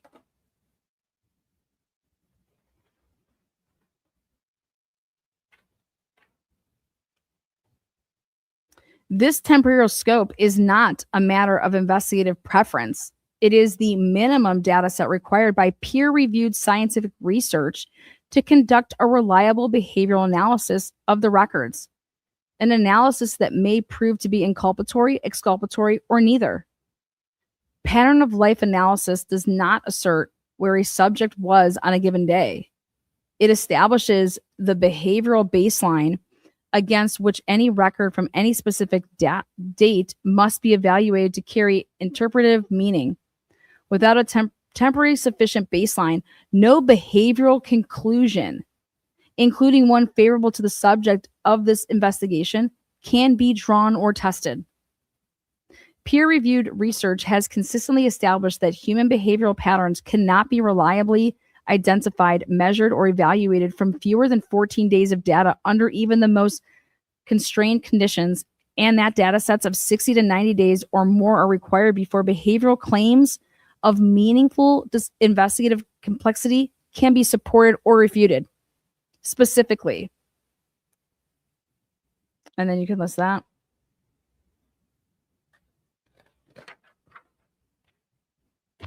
A restricted temporary window does not produce a more privacy-protected behavioral analysis. It produces an analysis that cannot be tested.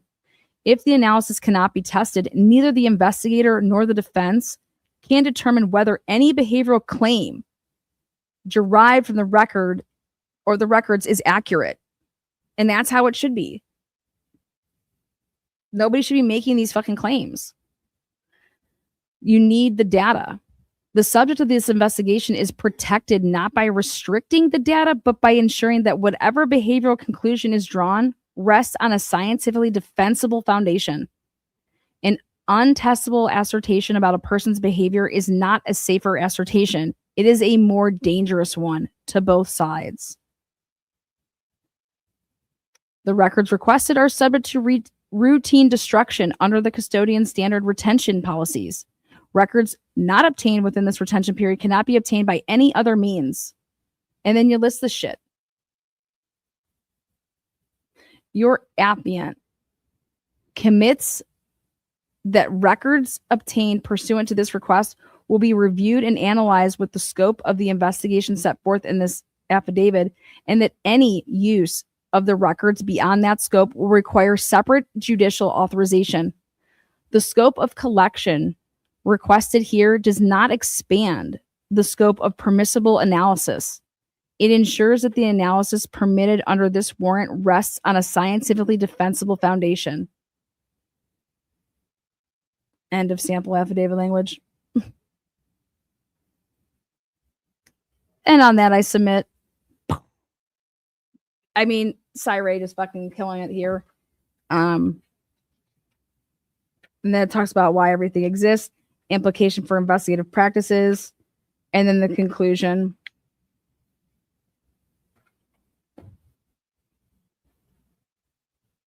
The question of how much temporal data is required before a pattern of life assertion becomes scientifically valid has been answered by peer-reviewed science for over 15 years. So, like, why the fuck aren't we here yet? The answer has not reached the investigative practice, search warrant affidavits, or the courtrooms that evaluate the evidence those warrants produce. Pattern of life analysis exists to establish behavioral context, the baseline that transforms location data from raw coordinates into evidence of conduct. That context cannot be construed without temporary sufficiency. Without a sufficient window, POL does not produce imprecise results. It does not produce imprecise results. It produces results that appear reliable, while the analytical foundation for that reliability has not been established, and the deviation patterns most likely to carry investigative weight remain invisible. Like, you're just stop pretending here. Stop pretending like this is fucking reliable when we know it's not. That's the message. The message is like, okay, when are we going to let's have the conversation. You guys, you've been trying to peddle this shit for how long? That you think that you can go into a courtroom or that you can go ahead and write up a probable, hey, we're going to arrest this person because of X, Y, and Z. Are you fucking kidding me? Okay, let's have the conversation. You're writing whatever you want. It doesn't mean shit. Knowing that you're never going to be able to use that in a courtroom, or you shouldn't be, because it's that fucking unreliable, because you do not have enough of the data, right? Get it? But here's the conversation to have. Why wouldn't we go ahead and make sure that we get it?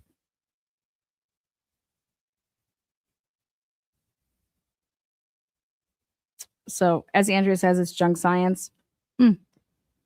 I think that when you have more of it, it becomes not. But I just think you shouldn't be able to use it.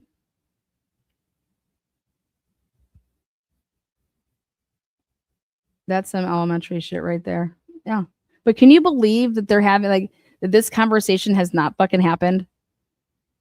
Like, straight up, the Barnharts were going to testify, and Judge Hippler was going to let them testify. And that's when Ann Taylor was like, Your Honor, we object. Pattern of behavior. There's no data. What? And who do you think was pushing that? Cyree.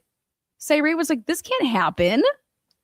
You guys there's no data here that's nobody can testify as an expert witness because it's scientifically not accepted. So how is anybody going to testify to what Brian Kohlberger is normally doing and what his pattern of behavior was? Just like you couldn't do it for anybody else because they didn't think it was important. And I have no idea how you don't think that it was important, but when you watch the body cam that we watched yesterday, it starts becoming very apparent that the people that were there at that home that were investigating that case on day one, they fucking had their minds made up. And I don't care what anybody says.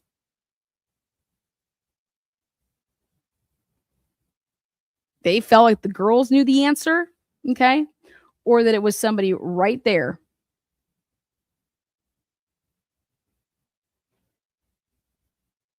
Yeah.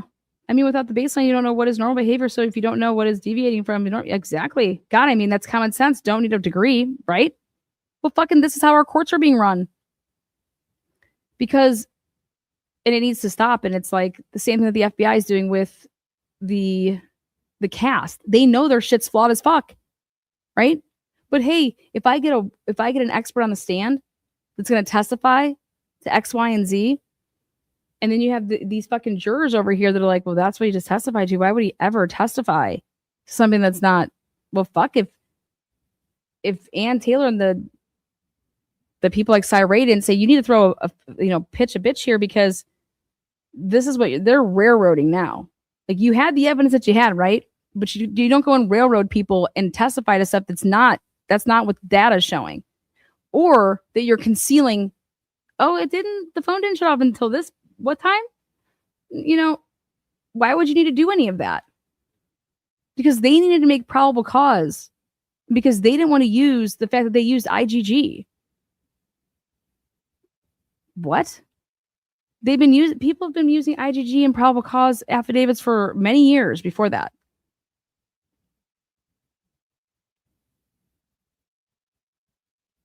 Yeah.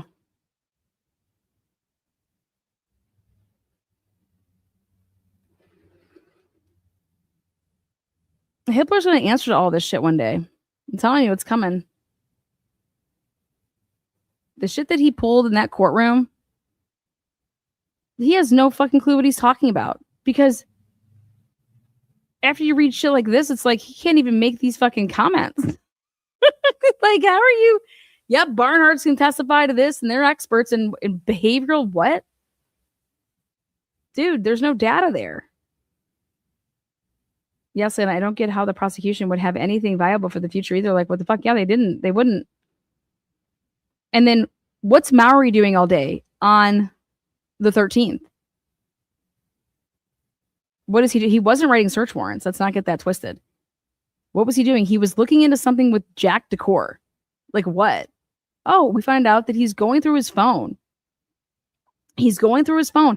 You thought that it was more important to go through Jack Decor's phone than it was to go through fucking Bethany and Dylan's phones? Are you kidding me? Where's your brains? Two people were fucking left alone, and one of the girls says that she sees the motherfucker. And she doesn't make any sense when she's saying that she ran downstairs. Oh, wait, no, I ran to my room. I locked the door. And that was Mowry's interview. You didn't go through Bethany and Dylan's phones? That's crazy. And then you weren't immediately trying to get like, hey, like, no, yeah.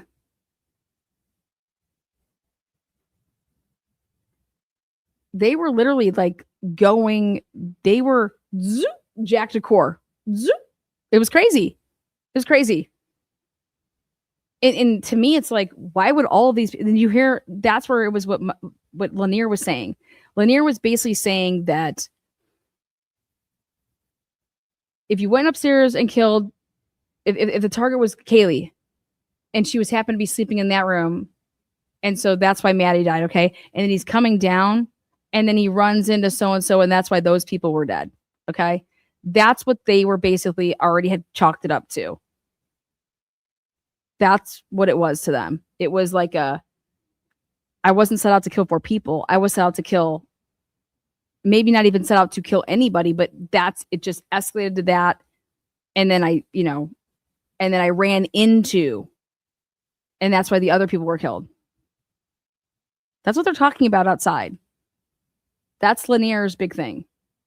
And I'm just like, but didn't he run into Dylan though? And then Dylan doesn't call 911. Fuck it. Fuck it. That's crazy to me. So on that, we'll see you on the next one. Thank you guys so much. Peace out. Whoop, whoop.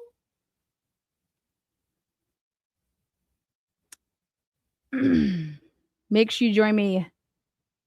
Eric Gower, witness number 2, mock trial.